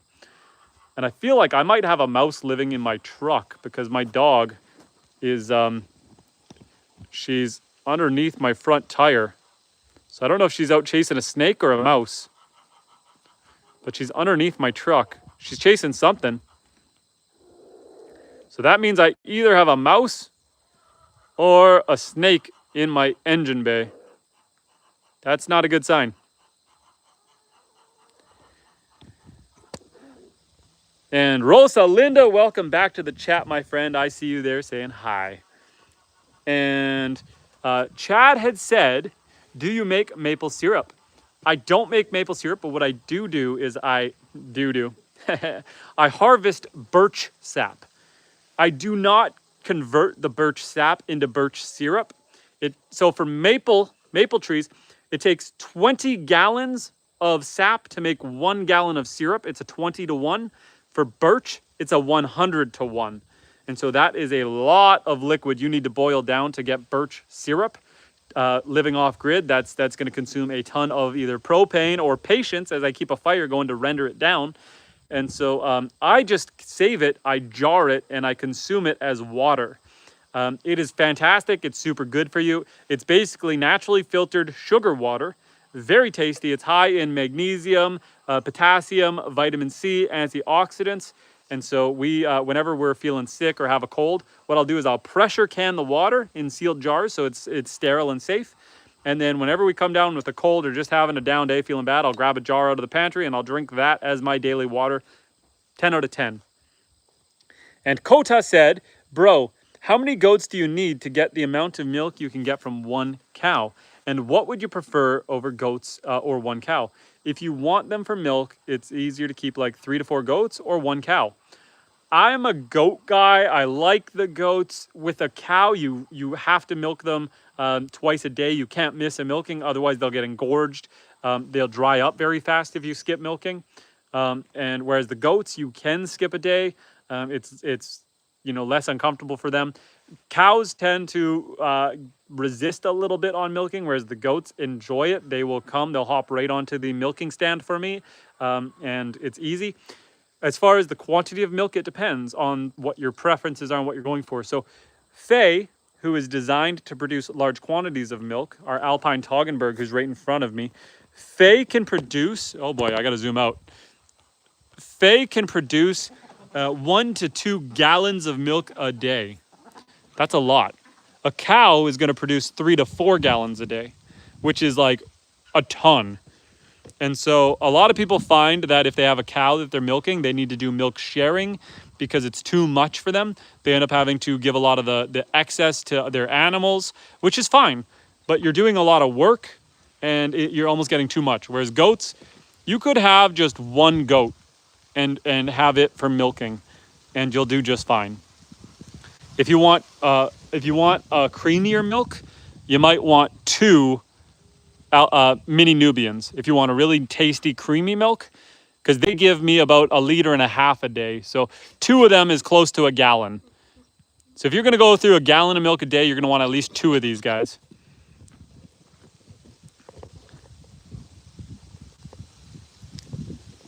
And Daniel liked my squirrel story. And Chad said, we had goats when I was a kid. The goat would give around 2 gallons or less. The cow would give close to 5. There, that's a good answer for the question. So it depends on the breeds. Different types of cows and different types of goats will give different quantities and qualities of milk. And Chad said, birch syrup, never heard of it before. Does it taste like maple syrup? Chad, you can check out, I have a video on my channel all about birch sap or birch water. It's a full-length video. Check that out. But birch syrup is a little more savory. So what people would say is where you would put maple syrup on your pancakes, you would put birch syrup on like your pork or your steak or as a glaze for a chicken. It's not as sweet. It's still sweet, but it's not as sweet. It's more savory. When I'm doing pancakes, I actually like to mix the two because I find maple too sweet. And so I'll put some maple and some birch together and use that on my pancakes. It's a really nice flavor. And Rosalinda, I have no idea why my filter decided to filter this. Rosalinda said, in my next life, I'll have your life with tons of animals, been in the city my whole life. Rosalinda, it is never too late. I know some 70 and 80-year-olds who are just getting into chickens now. It is never too late to get some animals. I don't know where you're at in your life journey, but if it's something you ever think you really, really want to pursue and do, when you're ready to retire, get out of town and get yourself some chickens, or just keep them hidden in your backyard. Do not do them in your basement. Fun fact, the manure from a chicken, I think it has like arsenic in it, something like that. Not arsenic, it's something. I know it's very nitrogen rich. Anyway, it's not good to breathe that in. So you do not want to have chickens in your house. You don't want to have them in your basement. It's not good for your lungs. But small backyard, they don't take up much space. And Ali says, I hope you are always successful. Canada is a land of opportunities and you try to succeed. Thank you, my friend. I appreciate that. We do our best out here. And Kota says, dang, that's a lot of milk for small goats. The good thing with milk is you can make easy cheese and easy yogurt and a lot. So you can do a lot with it and it's not that problem with a lot of milk. Yes, we love making goat cheese. We'll make either Chev cheese, which is a type of goat cheese, where you have to add in the bacteria. Or if you don't add in the bacteria, you could just cook it at heat it to a certain temperature, let it sit for a day, strain it out, and you could make either cheese curds, or you could take the whey milk the sweet whey, and you could turn that into like a ricotta cheese. I love making goat cheese. We also make a goat yogurt. The way we do our goat yogurt is we will take a store-bought yogurt.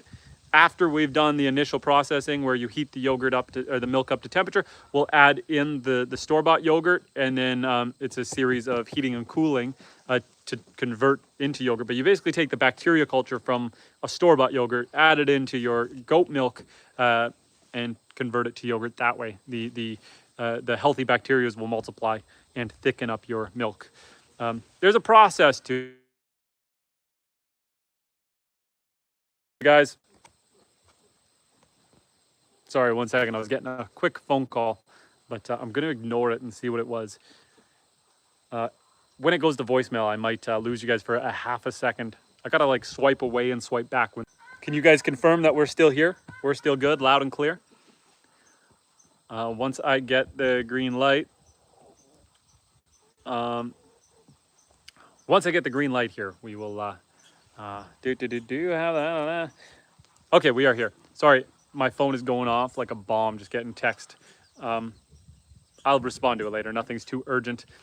And Gail said, I'm 74 and single, and I'm looking for property to have a homestead. I will have chickens, maybe ducks, and I'm up in the air about a cow or goats. Your info is helping. Good. So I prefer the ducks. I'm gonna be honest. I love the chickens, but how do you not love these little guys? Look at all the ducks chilling over here. Everyone is just so peaceful. Everyone's just enjoying the sun. You don't have to worry about them flying away. They're not gonna, go off on their own, and so they're a little hardier. The chickens, some of them will group up, but then you get the random stragglers, the random stragglers that wander around. They're a little more susceptible to predation. Ducks provide a lot of eggs. They're bigger. Chickens will provide more eggs, but not many. You might get 280 eggs out of a chicken in a year, but you might get 240 out of a duck. It's not really that much less, and they're bigger. Yeah, I love the goats. The goats are my favorite animal on the homestead. They can be difficult to contain, but if you want a very, very cute dog-like pet, get yourself a mini Nubian. This is a Nigerian dwarf Nubian. This is Evie. Evie, do you need a head scratch? Do you need a head scratch or a belly scratch? This is Evie. Evie is my mini Nubian, and I have a couple of mini Nubians. They are a fantastic breed of goat. They're super docile, very friendly, and they provide a very creamy milk. Their milk is like a 5 to 8% cream, super tasty. And yeah, you could make yogurt, you can make cheese. I like to drink it as is. Very, very nice goats. They're small. They're on the medium small side, and so they're a lot easier to manage than a full-size goat. Less likely to climb and get out of fencing if you decide to contain them that way. They're a great companion. You can house train a goat. People do it. People do house train goats. So just a fun fact. I don't. She has been in the house. We've had babies born in the house. When we have a goat that's pregnant and about to give birth in the winter, when it's cold out, we will actually bring them into the house by the wood stove and have the baby in the house.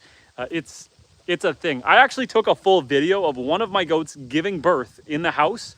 I haven't actually gone through and edited and posted it because I don't know how to make this informational and entertaining.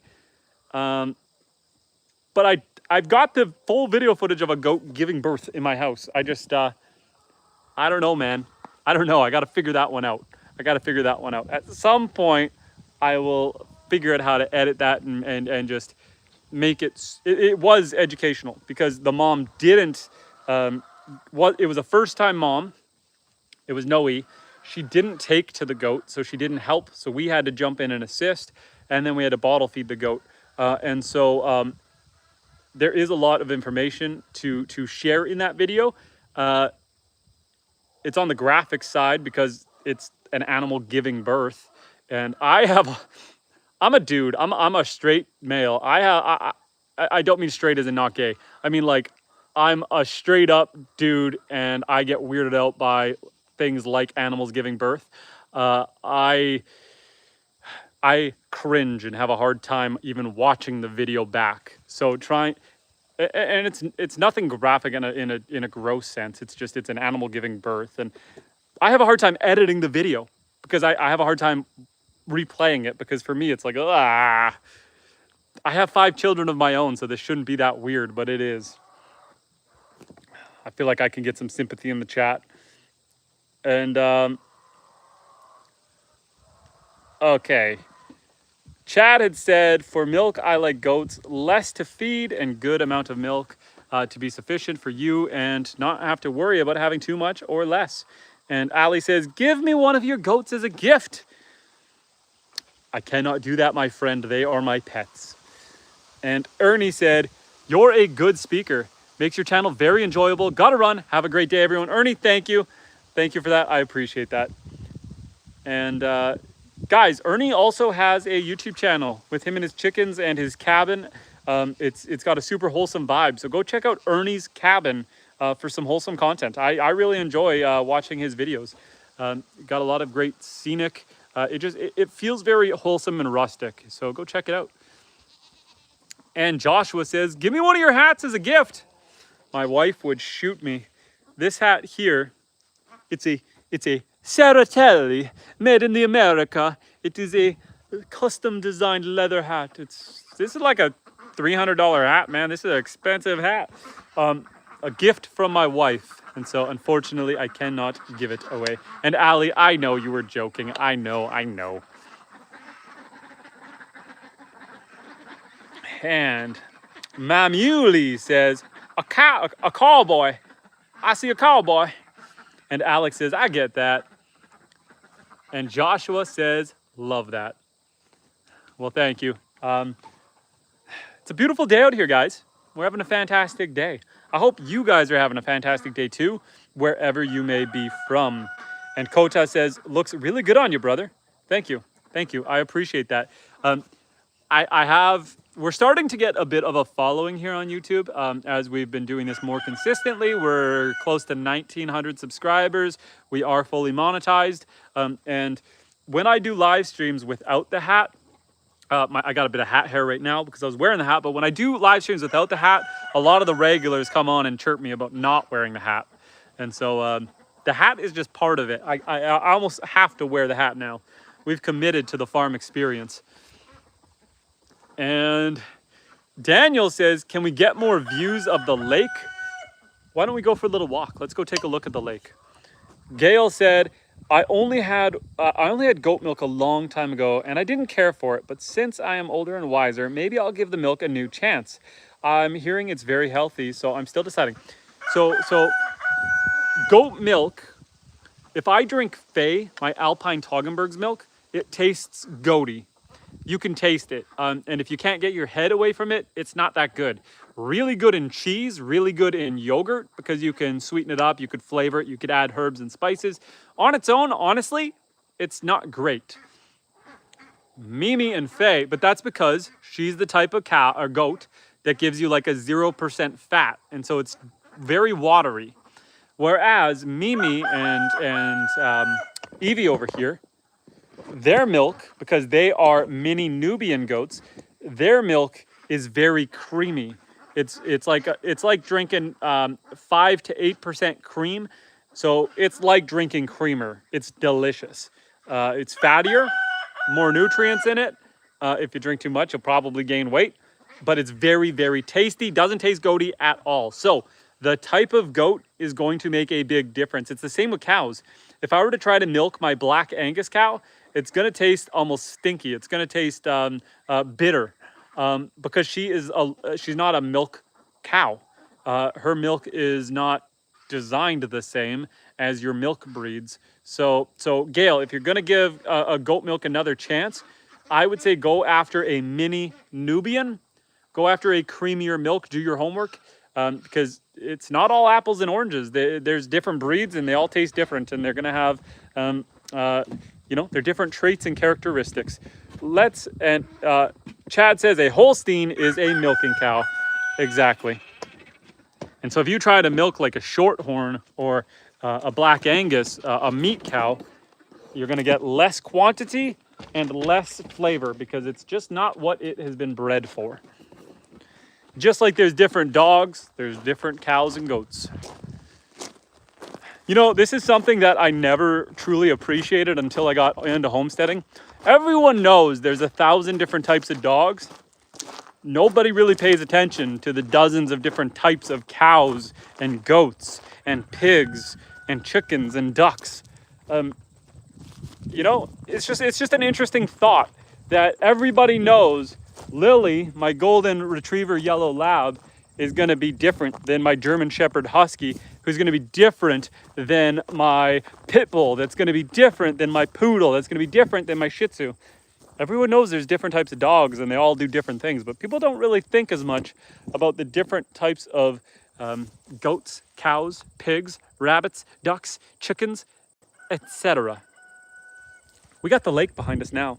We moved over. And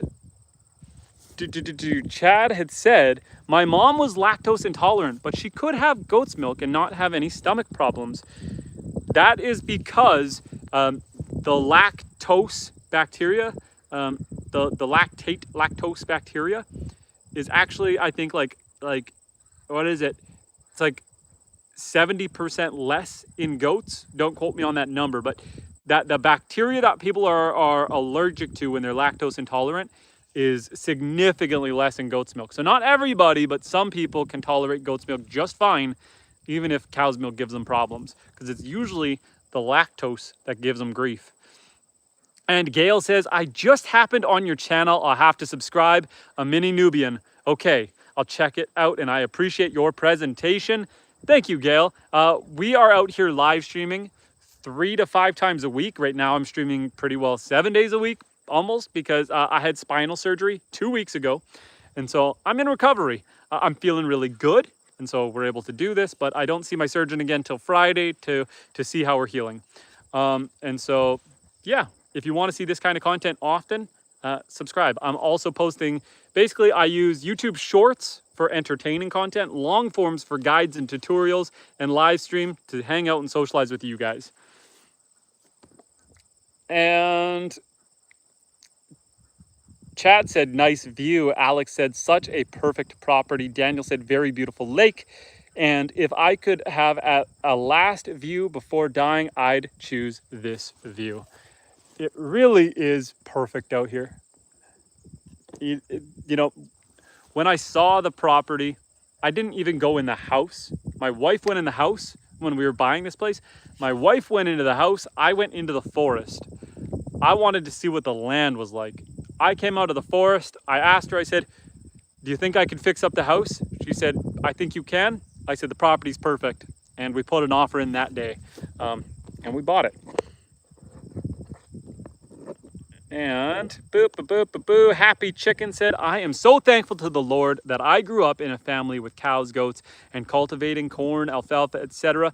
My mother still sustained herself self-sustained herself working at the farm. That is wonderful. And I'm so glad that I'm getting to raise my kids in this lifestyle as well. It's very wholesome. It's very back to your basics, back to your roots, back to nature. More self-sufficient. You don't have to worry about poor government policies making it harder to live. You just live. You just live your life. And Daniel said, this is so relaxing. Kota said, wow, really beautiful. What a nice homestead you have. The best place where you can buy acres so close to the beautiful lake. Amazing. And this lake, I'm on a peninsula. So I have 156 acres, and this lake wraps all the way around the whole property. There's only one way in and out. No neighbors. Little piece of paradise. The sacrifices, I'm off grid. So I power the house with solar and a generator. I heat the house with firewood. And when you do need supplies, it's not that easy. Like if I'm doing a building project, there is a lot of MacGyvering, because if I realize, oh, I don't have this certain type of fastener or these size screws or et cetera, it's an hour into town, an hour back, and in this small area I live, most of the towns aren't even open on the weekend. So it's like that could kibosh your whole project. So you buy spare parts for the generator, you buy backup tools, you have different resources lying around just in case, because you got to be pretty self-sufficient. If you want to hire a plumber, good luck. You basically got to do it all yourself. I've done pretty well all of the plumbing, all of the electrical, everything out here on my own. When something breaks, you just got to learn how to fix it because you're in the middle of nowhere. So there's trade-offs, but if you're willing to put your mind to the test, you can do a lot. And Chad said, let's see all the lake. Not saying you're in the way, but you're in the way of a great view. Okay, here's what you can see of the lake. Now keep in mind, this is actually kind of my little private bay. The lake opens over there and it goes behind the property and all the way around the property. So the lake wraps all the way around. But this is the lake. And now, more me. Welcome back to the Justin Show. Flip you guys around so we can still see the beautiful lake, but I can still be in the camera because it's me. And Gail said, can I ask what state you're in? Do you deal with winter? I'm in Minnesota and I'd like to go warmer. I'm actually up here in northern Canada, up towards Hudson's Bay. So I'm in the far north in Canada. And our winter, we actually had our first kind of frost last weekend. And basically, snow stays on the ground by end of October, all the way through until May. So we've got about 6 months of winter up here. And come December, we only have like 7 hours of sunlight. So winters are really hard up here. Winters are really hard. Our days can get pretty warm, especially in the summer because of the way we're angled. During the summer, we are facing towards the sun, so it gets nice and hot. But during the winter, because we have such long nights away from the sun, our winters, we have usually a 2 to 3 week period where it's consistently around minus 40 to minus 45 degrees Fahrenheit, minus 40, 45 degrees Celsius. Fun fact, around minus 40 degrees Celsius is about the same as minus 40 Fahrenheit. And it's awful. The pipes freeze. You have to have, you got to be going out and breaking the ice off of all the heated water dishes because I don't care how well your water dishes are heated. Like for the animals, we have heated water dishes for everyone. They still freeze. They still freeze when it gets that cold. So you got to be going out there like 3 times a day, adding hot water on top of the frozen water, breaking up the ice, dumping the waters, adding fresh water in there. It's a lot of work in the winters. The rest of the year is fan-freaking-tastic. The winters are awful. And Alex said, you should get a jet ski. It would be awesome. The problem is a jet ski is, it's a toy, ton of fun, but they're always needing maintenance. You're always working on them. They're always breaking down. They're always intaking some water. They're a lot of fun, but they are a lot of work. But it would be perfect because we have the bay to ourselves here and most of the lake is all to ourselves. You could go ripping around for hours, not see another person. And yeah, you can have a blast out here. It's our own little piece of paradise. I do have a sailboat that I really need to fix up the sails so I can get that in the water. I've got the pontoon boat back here and we've got canoes and paddle boards and kayaks and all that fun stuff. So we definitely do enjoy the lake. We do get out here and spend some time out here. And Daniel says, that was nice. You're welcome. Gail said, oh, you're like where I already am, or maybe worse. It's so beautiful though. It is. The winter is beautiful until it gets to that point, usually around February, where we get minus 40 and it's just awful for a couple weeks. I'm not a big fan of being under the house with a heat gun, thawing out pipes. I had one rupture on me in the winter and I had to be under the house cutting and splicing and fixing a water line. Fun times. Cheers.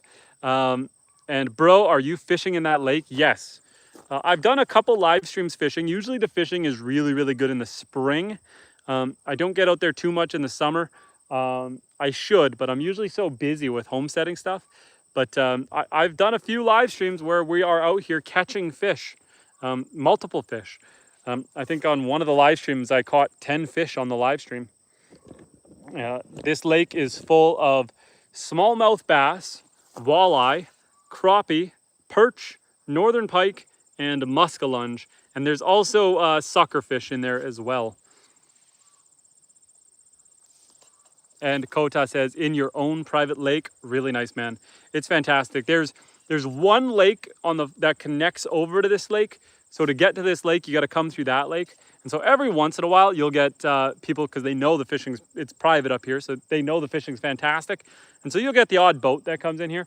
One thing that kind of drives me nuts is there's this whole lake. And the fishing's good everywhere. Arguably, the fishing is best on that far side. There's a weed bed over there. The fishing's almost better over there. And you'll get people who come over here to come fishing in the spring, and they'll fish right in front. Like their boat will be where my finger is, like right here. And it's like, I'm out here with my wife and kids. We bought our perfect piece of privacy, and someone will see the house and they'll come snooping and they'll be fishing right out front. My dog will be barking at them. And it's like, guys, go to the other side of the lake. You're driving me crazy. There's no need to snoop. The other day, I took my goats for a walk down to the beach, and we were all out on the beach. I was on, it's my private beach on my property on the south side. I've got a bunch of signs up, private property, because I don't want someone going on my beach, having a fire, not putting it out properly, and then burning my entire forest down. It's all connected to my property. I don't want, if someone's gonna burn the house down, it better be me, not someone else.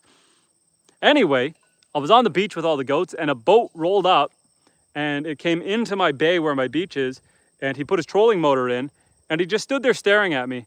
And I waved and I said hello, and they waved back, but they didn't say a word, no conversation. They were just staring at me. And I get it. You see a guy on a beach with 9 goats, and you might want to stop and look, but like at least have a conversation with me. You know, don't just stare at me. It was really weird, and I didn't know what to do. And I tried saying hello, I was waving, but it was weird. It was weird. I moved out in the middle of nowhere to be in the middle of nowhere. It's weird when I got people snooping. And Daniel says, wow, you have all the good fish. Nice. And 18, welcome back to the chat, 18. 18 says, hey, how's everything coming along with your back? I hope you are enjoying the day. I'm feeling really good. Tomorrow, I go get more imaging done on my spine, and I see the surgeon again, so we can talk about how well we're healing. I feel good. To be honest, I felt a little bit pinched in my back the last couple days, but I'm trying to stretch more. I'm trying to move more. And so, you know, I had spinal surgery. I can't expect it to be 100%, but I feel way better than I did. So I need to take a step back sometimes and take it a little easier. In fact, let's go over onto the deck. Let's continue this conversation. Still looking at the lake, but let me have a seat. Let's sit down for a little bit while we chat. It's getting hot out here. The wind has stopped, so now it is beautiful out, but it's hot. Let me get up on the deck here, and we will continue our conversation. Dooba-dooba-doo, ba-ba-bow. We'll sit on the deck, right like this. Oh, so we can still have the lake back here. Try to angle you guys a little bit so that the sun isn't blinding me. Anyway, and Kota says, I want a fishing stream, bro. That would be awesome. You know what? I've thought about it, but I got to wait until closer to the fall once my back is better. Honestly, I'm not allowed to lift anything more than 5 pounds right now. And some of the fish in here, we've got 20-pound fish coming out of here.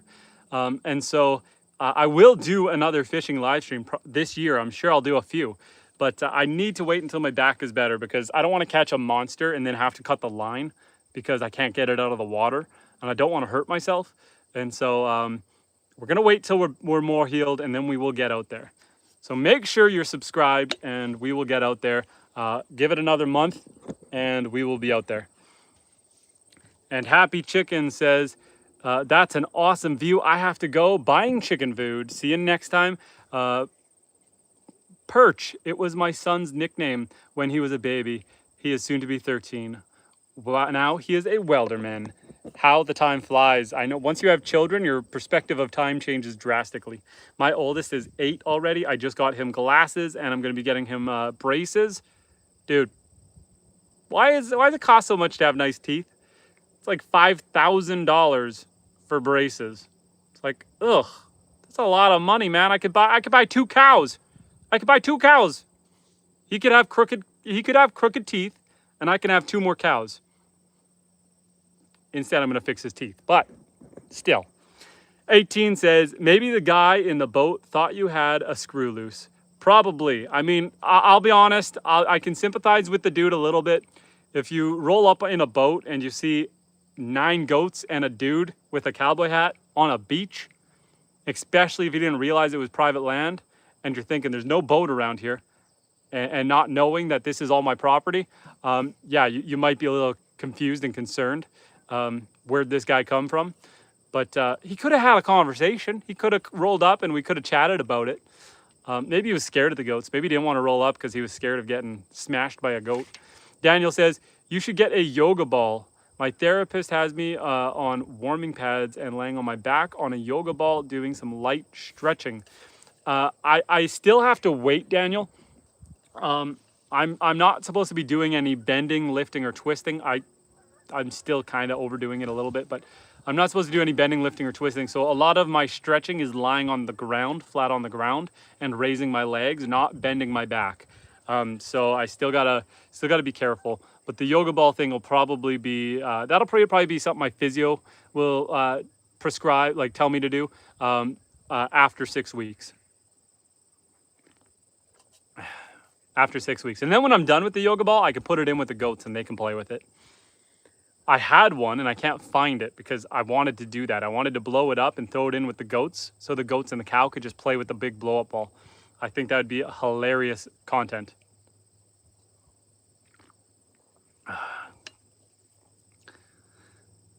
It is getting hot out here. I think it's going to be around 30 degrees again today. It's going to be a smoke show. But yeah, it'll be a nice day. Maybe I'll get my wife and kids out to the beach for the afternoon. I've got some mushrooms that I found on yesterday's live stream that I got to take my kids out to go harvest. So we'll definitely do that. And then maybe we'll get out on the beach and spend the afternoon just chilling on the beach. That would be a nice day to round off the day. A nice way to round off the day.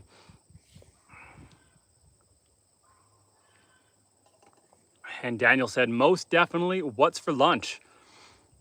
I honestly don't know. I don't know. Sorry, guys. Sorry. That was a very important phone call I had to take. I'm back. Can you guys hear me? I'll make sure we're back before I continue. I think we are back.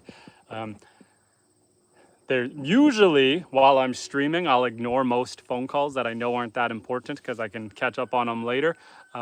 But some of those phone calls come in and I know they're important, and so we got to kind of step away from the stream for a second.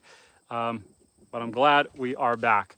What I probably should do is put the away from screen message up when I do that. But you know, when you're trying to answer a phone call, it's got to happen quick. But thanks for sticking around, Daniel. And 18 had said, my family really likes your channel. It's cute to see them yell that you're on. Well, 18, I'm glad to hear that. That is exciting. That's one of the big reasons that I try to keep the content pretty wholesome. I have some rules, especially I enforce it with my mods and with other people, but I try to stick away from any hateful content. I try not to get too political, and I try to keep any foul language gone. Any foul language and any sexualized content. None of that, because I know that there are families who will tune in, and because we are on YouTube vertical live stream, people can just find us by swiping. And I know that people, 10-year-olds, 12-year-olds, 15-year-olds are finding us just swiping, and they're interested and they want to have conversations. And so I want to make sure that this is a wholesome environment that is safe for everyone to be having a conversation. So I've got a bunch of filters built in here so that most cuss words are automatically blocked out of here. And then I also have contextual filters in, and so there's messages come up and I have to review them before they're allowed to be posted. Sometimes it gets it wrong, so sometimes it'll be like Someone might be asking what gender are your chickens, but they might say what is the sex of your chickens, and it'll block it, but I can then post it because you know it's context. It isn't meant in a bad way, and so yeah, we try to keep it light and cheerful. I will talk some world events if I think that it's contributing to a greater conversation, but we try to keep it as light and not go into the details, because yeah, we want this to be a fun, family-friendly content.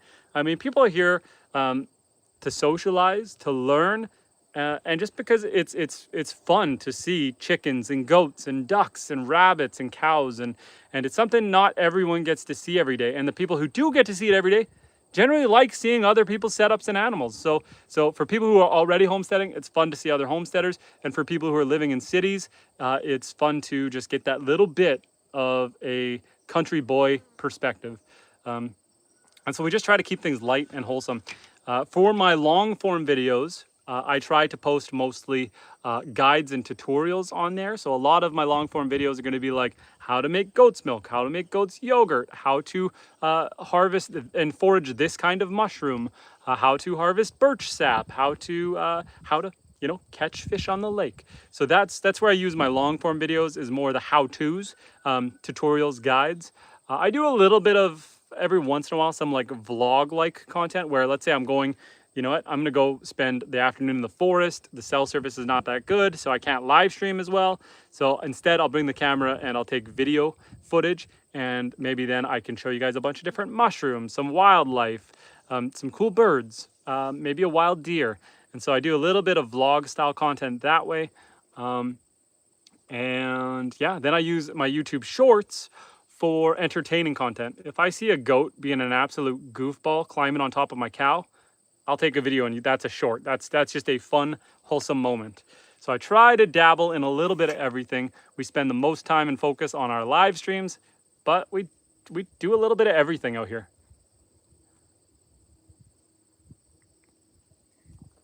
And Jaden says, "Where's the horse at?" Let's get out of the sun for a little bit. Let's go back towards the animals. Jaden, I don't have a horse yet. I've got cows, goats, rabbits, chickens, ducks, and I had pigs, but I just sent them to freezer camp. We're talking about getting donkeys in the spring. Right now we're still in the building phase of our homestead. We are still in the growing phase. And so I want to have all of our animals have to be purpose-built animals. So they're either for breeding, for milk, for eggs, for meat. Horses are for fun. I don't need a draft horse for hauling logs out of the bush because I have machines. I have machinery for that, so I don't need to get a workhorse. Eventually, we will get riding horses, but for now, that is not on the table. Here's some goats, a chicken, and a cow. Hi, Gabby. This is Gabby. She is a black Angus cow. She is a good girl. Hi, Gabby. She is about 800 to 900 pounds. She's around 900 pounds.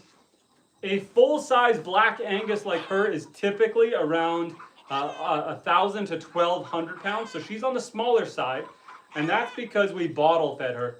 Her mom had abandoned her at birth and would not feed her, and so by the time we took her, she had already been kind of abandoned for about 2 weeks, so she was skin and bones, malnourished.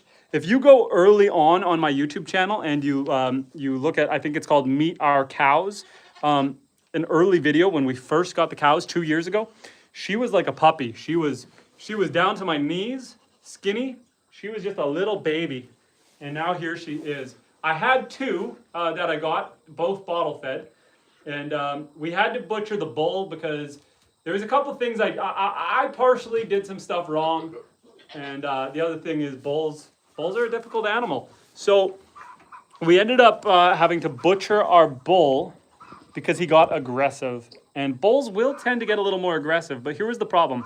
I just had spinal surgery to fix my back. Before having spinal surgery, my back was giving me a lot of problems and it would blow out all the time. And so my bull, I would still have to get in here and do animal chores, but I'd be hobbling around. I'd have a harder time moving around. And the bull would get a little testy with me. And instead of giving him a smack on the nose or giving him a shove, it got to a point where my back was really bad and he would start to push and shove and hit me, and I couldn't stop him. And once he learned that he was tougher than me, it now became a problem.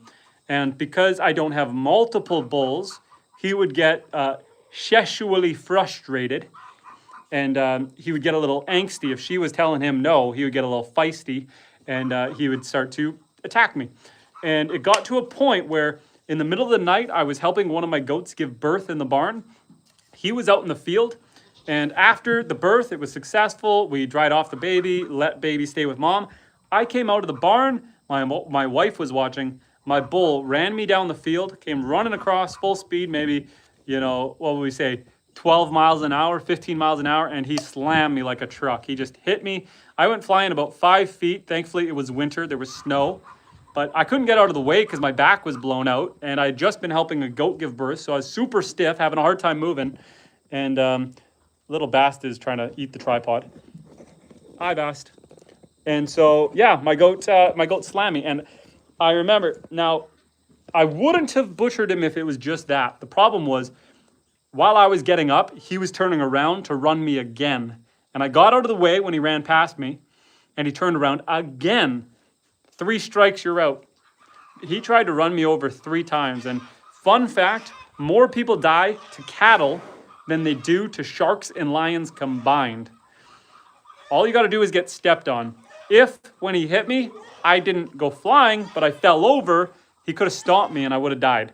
And my thoughts in this moment, my wife was 8 months pregnant. She was watching me get attacked by the cow. She was terrified. And my thought was, if he would have hit her like that, we could have lost our baby. 2 days later, I had him butchered.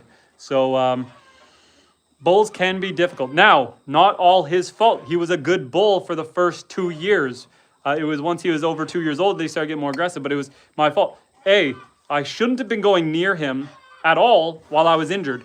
If I was going to go near him while I was injured, I should have been giving him a firm smack with a shovel if he tried to hit me.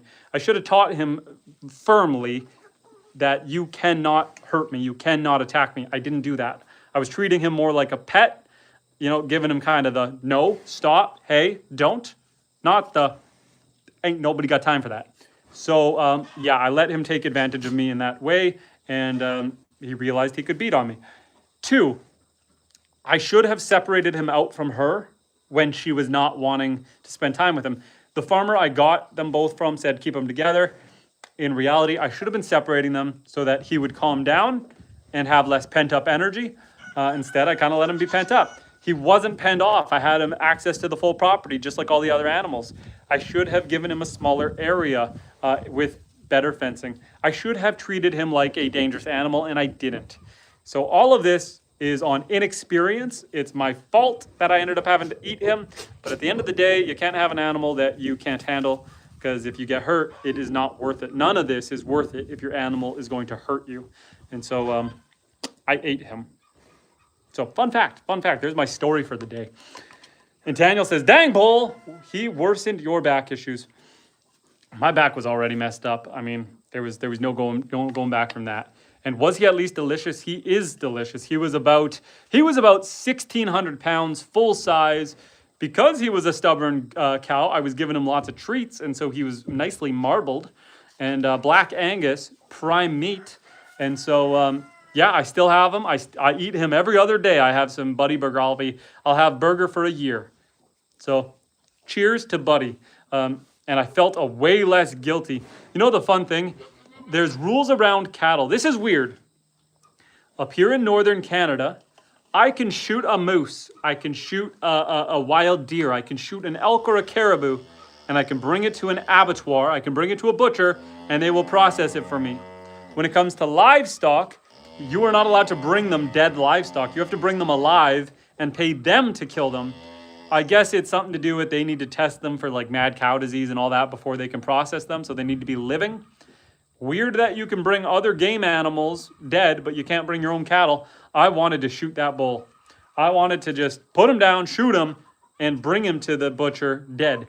They would not let me. I had to do it alive, which is a lot harder. When you have an animal that wants to eat you and you got to get it onto a trailer living, that's a lot harder than just dragging a dead animal onto a trailer.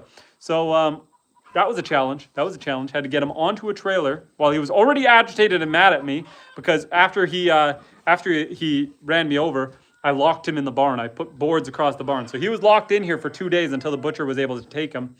And so he was P.O. He was very angry. He was peed off. And very angry, very agitated. And I had to undo the screws here, get him out into a trailer, and then get him there. And thankfully I managed. But I would have rather done him dead than alive. But yes. And Jaden says, I'm from Newfoundland. Hello, my fellow Canadian. And Kota said, I think that beating was worth it for all the delicious burgers. Yeah, I was planning to use him as a breeding bull to breed with her and our future cows, but it wasn't worth the hassle. My closest neighbor, who's a few miles away, has a bull. And so what we did is we brought her to his farm and we let her stay there for a month. And that's how we got her pregnant. And so a lot easier than keeping a bull full time for one cow. Having your own bull doesn't really become worth it economically, feasibly, headache-wise, unless you have about 7+ cows. Once you get to about 7 cows, now it starts to make sense to have your own bull.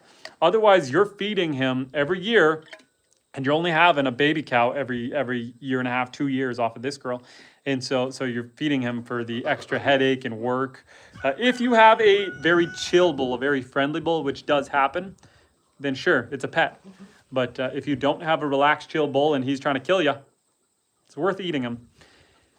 And Sal says, is it ever hard waking up every day doing your farm work? Always wanted to be a cowboy myself.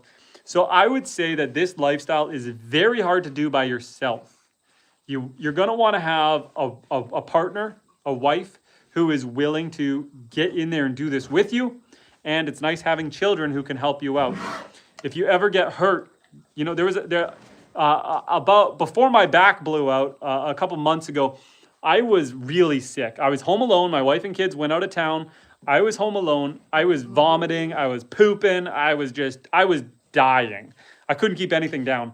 And I still had to get out here every day, milk the goats, collect the eggs, muck the barn. And it was tough. It was really hard. And so life is so much more enjoyable and better when you have a partner who also wants to get out here and do this work with you, and you could share the responsibility. I just had spinal surgery 2 weeks ago, and so I'm on light duty. So my wife has had to pick up the slack, and she's doing all the chores for me. I'm just socializing the animals, but she's doing all the hard work. And yeah, Arafat, I'm going to put you on a 1-minute timeout, my friend. Let's keep things chill here, especially on today. I'm Canadian, so it doesn't have as much weight, but trying to throw out some Alo Akbars on September 11th is a no bueno in my conversation about anything. I'm here for it. I'm not going to kick you out, but I'm going to give you a minute to think about that. Let's keep things chill. We don't need to spam the chat with any of that nonsense on September 11th. That ain't happening. And Jaden said, what are you sipping on? We got some black coffee, And Tenreg, sorry I missed you, my friend, said, I'm from Kootenais in BC. Where are you? I am in northern Canada up towards Hudson's Bay. This is my off-grid homestead. I have 156 acres on a peninsula that I share with my wife and my 5 children and my animals. We are out here live streaming pretty well 3 to 5 days a week. We also are putting out shorts and long form content, and we're chatting with you guys. And I really like having these one-on-one conversations. Tommy, I see you there. How you doing, buddy? Welcome back to the chat. And Sal said, I do construction and cement work, and that's hard. It's pretty much gets so I can only manage my dedication, the dedication it takes. Sorry, it pretty much gets so I can only imagine the dedication it takes. I do work a full-time job as well. I'm off right now because I'm in recovery from spinal surgery. But yeah, it can be a lot. It can definitely be a lot. I would say if you want to get into it, start small. Start with just, say, meat rabbits if you want to harvest for protein. If you want eggs, I would say ducks over chickens, but either are good. Get a couple of goats. Goats are fantastic. I love the goats. Look at these little cute little horn balls. The goats are adorable. Goats are a fantastic homestead animal. They provide milk, which can then be turned into cheese and yogurt. They provide great companionship. This girl is a little bit more hesitant to get the pets because she's still a baby. She seems big, but that's because she's a full-size goat. That's this girl's baby. She's only about 3 months old now, and so she's still a little skittish. She's still a little shy. But the goats are awesome. They're a lot like pets. I've got 2 of them on the wrong side of the fence, but they're a herd animal, so they don't really go anywhere. Yeah, just some fun little stuffs in the chat. And Tommy said, I appreciate you for respecting the USA on 9/11. And I have to go back to work. Have a good day. God bless. Take care, man. Tenreg says, dude, that is sick. I'm going to sub. I love this stuff. Thank you, Tenreg. If you have any questions, any concerns, any plans for the weekend, let's hear it. I am all ears. I'm here chatting with you guys, sharing some knowledge and just sharing some company. So feel free to chat with me because I'm here chatting with you. Jaden says, you're getting a follow from me, my friend. Thank you, Jaden. I appreciate you as well. I appreciate everyone who's here. Goats are number 1. They are the greatest of all time. There's a reason that acronym sticks. I love the goats. Here's my goat story for you guys. I had only heard the bad things about goats. When my wife wanted to get goats, she wanted to get this guy, Orion, and Mimi over here, Oreo over here, Orion and Oreo. When she wanted to get goats, she was trying to convince me. She said, I know people who have goats. I really want to do goats. I was more of a sheep guy. I was like, I want sheep. I don't want goats. I don't want to do both, one at a time at least. And so I didn't want goats. And I was talking to people and I was feeling people out. And I was like, guys, my wife wants goats. What do you guys think about goats? And my wife, other people were saying, oh, don't do goats. They're trouble. They're going to jump on your truck. They're going to get into nuisance. They're going to chew on your wiring. They're going to get out of the fence all the time. They're going to be running away. You're going to be trying to chase them down. They get smelly. They get gross. They're a lot of work. And so this is what I kept hearing from people. People kept telling me all these bad things about goats. None of the good things. And so I told my wife, I said, listen, if you want to get goats, I will get goats. But if I do not like the goats, I'm going to eat the goats. So you have to be okay knowing that I might eat them. So if we get goats and you fall in love with them and I hate them, they're going to be food. Are you okay with that? And she agreed. She was like, that's fair. I now have 9 goats. We've had up to like 13, 14, but we sell and we trade and we redistribute the goats. And so right now I have 9. I started with 2. I'm currently at 9. If that tells you anything about how much I like the goats, they are my favorite animal on the homestead. They provide us with so much milk and cheese and yogurt, great companionship. I took them for a walk to the beach the other day. They are just like dogs. They will come for walks with you. They'll come when you call them. They are a great companion animal. They go wherever I go. If I walk across the field, they're going to come for a walk across the field. They are a fantastic animal. I love the goats. Yes, they do get out of the fencing, but they don't go anywhere. Look at this. These 2 are on the wrong side of the fence. They're not going anywhere because I'm over here. Every once in a while, one of them will try to sneak into the house. It's cute. Whatever. You pick them up, you pull them outside. They ate my Starlink wiring, so I just made it so they couldn't eat the Starlink wiring anymore. Yes, they can be a little bit trouble, but I call that character. I think that's personality, and I like them. They're my friend. They're a fantastic animal on the homestead. Look at Evie over there just eating the thistles. She's cleaning the weeds up for me so I don't got to pull the weed whacker out. Bast and Elsa just snuck out of the fence. The bigger goats can't sneak out. There's a spot where I raised my gate up because it had settled down, and I need to fix the fencing connected to it, so they keep sneaking under. So now we got 4 of them out because once one gets out, they all get out, but the bigger ones can't. So, and look at this. Look at this cute relationship. We got the chickens and the goats just snuggling in the corner here. Everyone is just having a jolly good snuggle. We got the chicken on the goat licking the salt block. Everyone is having fun. And they're a fantastic animal. So, cheers to the greatest of all time, the goats. Kota says, bro, do you also have a plan to do sheep? So we were initially going to be gifted some sheep, and that was at the same time my wife wanted the goats. And I kind of have a general rule that I tend to break a lot, but I don't like getting too many animals at once because I like to learn a type of animal. There's a lot of learning. There's a lot you need to learn, the personalities, the characteristics, what kind of feed and minerals and supplements, daily care like trimming hooves. So there's a lot of stuff you have to learn about animals, and we breed our animals, so you also got to learn about that. And so we opted to only get the goats, not the sheep for now. Maybe down the road we will do sheep, but I was more interested in the goat's milk rather than getting sheep. But I really plan to grow this farm out like Noah's Ark, a little bit of everything and breeding them. So next year we're going to get a donkey and Berkshire/Tamworth pigs, so we can start breeding our pigs. We did seasonal pigs this year, but I want to do breeding pigs going forward. We're getting more cows. She's pregnant. We're getting more cows.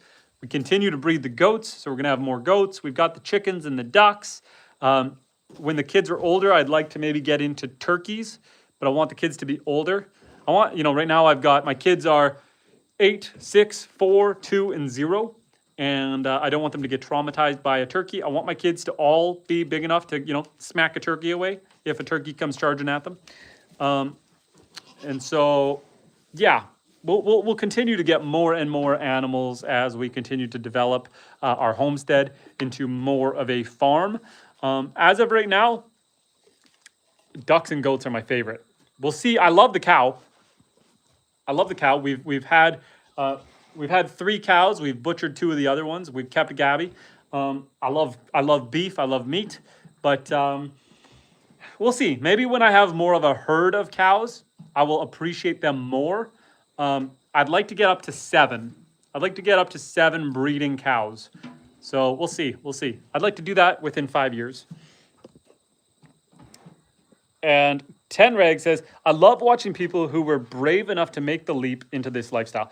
I did move from the city to a rural community, but would love to go one step further and homestead off-grid. And yes, I am also off-grid. That is another challenge that most people don't have to deal with, is being off-grid. Not only are we homesteading, but we need to be very mindful of all of our power consumption. The generator has to run a lot because we're up here in northern Canada, and I've got heated water dishes for all the animals, heat pads for the chickens and ducks. I've got during the -40, I got to run heat trace on my piping because my piping tends to freeze for the house. And so then the generator, it's running lots, it breaks down. I got to do a lot of mechanical work. It almost caught fire a few months ago. And so, yeah, a lot of work. But it's very satisfying, very enjoyable. Back to your roots. And I can't say that I'm fully, disconnected, because I'm out here live streaming and hanging out with you guys and making YouTube content. So where I look at that is, rather than sitting on my phone playing games and watching videos, we're just out here making videos and socializing.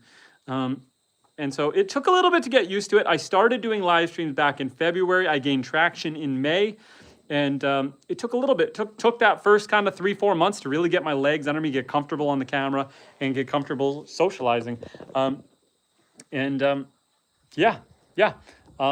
hope that kind of answers some potential questions. Chad says, they do all of that, but it's a better return with goats. And Chad said, what benefits from sheep other than getting the wool from the sheep? And Daniel said, lamb meat. Really, sheep are for the wool, but if you're not going to spin the wool has no benefit.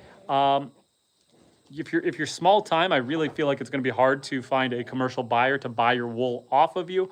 Maybe a small niche market in the crafts community. I haven't done a lot of homework in that, but really you're doing sheep for the meat. And Kota says, how many male and female goats do you have? I have 1 intact male, 1 castrated male, and then I have 7 females. Chad says, and I've had, because we have the animals that they give birth.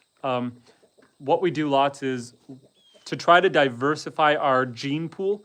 When we have baby animals on the homestead, baby goats, we generally sell or trade them, and then procure animals from other farmers, just so we can maintain a diverse gene pool, just so there's no real inbreeding going on. You are allowed to line breed most animals. You're not allowed to have siblings breed, but the parent can breed with the baby or, you know, above. That's called line breeding. People will do that for specific genetic traits. If you have a, like, let's say you got a pure black goat and you really want to have another pure black goat, you might keep that one and try to breed that down further to maintain that gene line. And so that's a thing people do, but generally we try to just continue diversity. So we'll sell off our babies and then procure other people's, and just, you know, while we're growing our herd, that seems to be our plan and our go-to for now. But yeah, there are some exemptions to that rule. Because we got Faye with her baby, with Elsa, she's over there on the left. They are not part of my current, they're not part of my current lot. Like, I got them from someone else, the mom and the baby. And so we kept the baby because she has no genetics tied to any of our animals. She's from a completely different farm. And so, yeah, we can continue to breed her because she is not related to anyone here. Hope that makes sense. And Chad says, yes, true. I was thinking of that, but cows, chickens, rabbits is a lot of meat. I guess it's a preference of what a person wants. Yeah, so we might do sheep down the road. As far as meat birds go, rather than doing meat chickens or meat ducks, I'm going to keep our chickens and ducks for eggs. I might do meat turkeys down the road. But again, one thing at a time. Next year, we're getting deeper into pigs and donkey. Yeah, that's kind of the life on the homestead. I think I'm going to wrap this one up, guys. We are at 137 minutes on the nose. This has been a fantastic live stream, a fantastic conversation with all you friendly folk. Again, I had spinal surgery. It's about time for me to go rest, go recover, and take it easy for a little bit. I appreciate you guys. Thank you for coming out. Thank you for having a good conversation. Any last minute questions before we go? I'll give you guys a minute or two here to think of any last minute questions before we wrap this stream up. We'll let you guys see the animals for another minute before we wrap things up. And Chad says, also got bear, deer, hare, and other things. Yes, we do have a lot of access to meat on the property. And Chad says, awesome, prayers, you get better. Thank you, my friend. Daniel says, you go rest. Thanks again for the great content. Thank you for joining us, Daniel. I appreciate you guys. And we're going to wrap this one up. Have a fantastic day, guys. Take care and stay positive. I know there's a lot of negativity going around right now, but stay happy, stay positive, and we will talk to you guys later. Kota said, was a really nice live stream, bro. See you later.